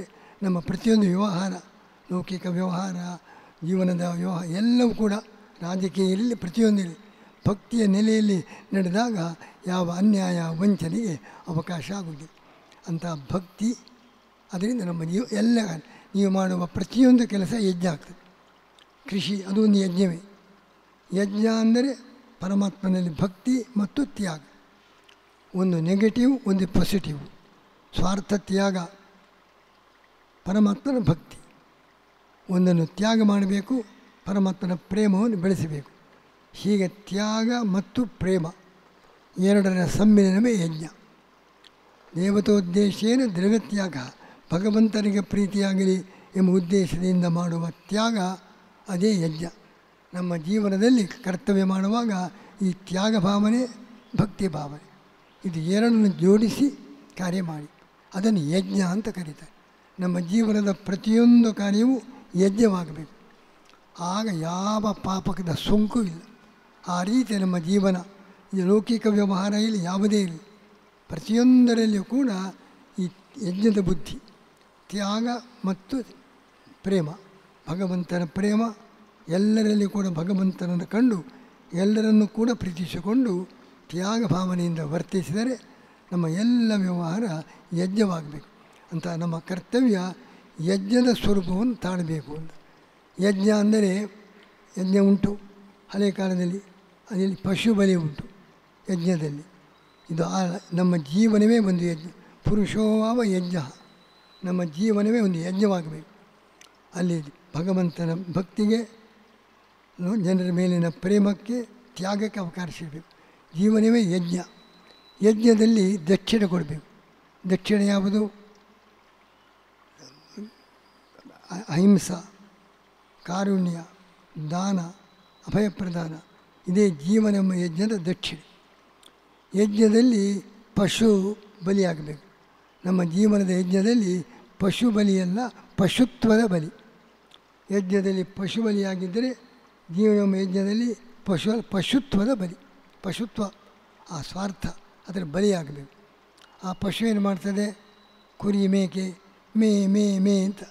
ನಮ್ಮೊಳಗಿನ ಪಶುವು ಕೂಡ ಮೇ ಮೇ, ಹಣ ಮೇ, ನನಗೆ ಅಧಿಕಾರ ಮೇ, ಎಲ್ಲ ನನಗೆ ನನಗೆ ಅಂತ ಆ ಪಶು ಕುರಿ ಶಬ್ದ ಮಾಡುವಂತೆ ನಮ್ಮ ಒಳಗಿನ ಪಶು ಮೇ ಮೇ ಅಂತ ಶಬ್ದ ಮಾಡ್ತಾ ಇದೆ. ಅಂಥ ಪಶುತ್ವವನ್ನು ಬಲಿ ಕೊಡಬೇಕು.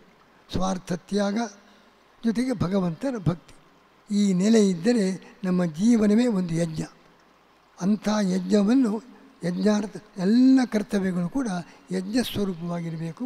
ಅಲ್ಲಿ ಭಗವದ್ ಭಕ್ತಿ ಮತ್ತು ತ್ಯಾಗ ಬುದ್ಧಿ ಎರಡನ್ನು ಜೋಡಿಸಿಕೊಂಡು ಮಾಡಿ ಆಗ ಯಾವ ಪಾಪದ ಭಯವೂ ನಮಗೆ ಇಲ್ಲ, ಎಂಬುದಾಗಿ ಭಗವದ್ಗೀತೆಯಲ್ಲಿ ಕೃಷ್ಣ ಕೊಟ್ಟಿರುವ ಸಂದೇಶ ನಾವೆಲ್ಲ ಹೋಗಿ ಕಾಡಿಗೆ ಹೋಗಬೇಕಾಗಿದೆ.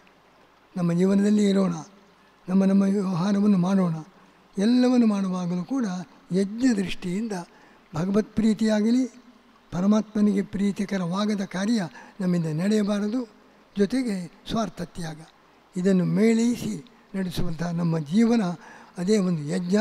ಅಂಥ ಯಜ್ಞವನ್ನು ನಡೆಸಿ ನಮ್ಮೆಲ್ಲ ನಮ್ಮ ಜೀವನವೇ ಯಜ್ಞವಾಗಲಿ ಎಂಬಂಥ ದೊಡ್ಡ ಸಂದೇಶವನ್ನು ಭಗವದ್ಗೀತೆಯ ಮುಖಾಂತರ ಕೃಷ್ಣ ನೀಡಿದ್ದಾನೆ ಎಂಬಲ್ಲಿಗೆ ಇವತ್ತಿನ ಪ್ರವಚನವನ್ನು ಮುಕ್ತಾಯಗೊಳಿಸ್ತಾ ಇದ್ದೀನಿ.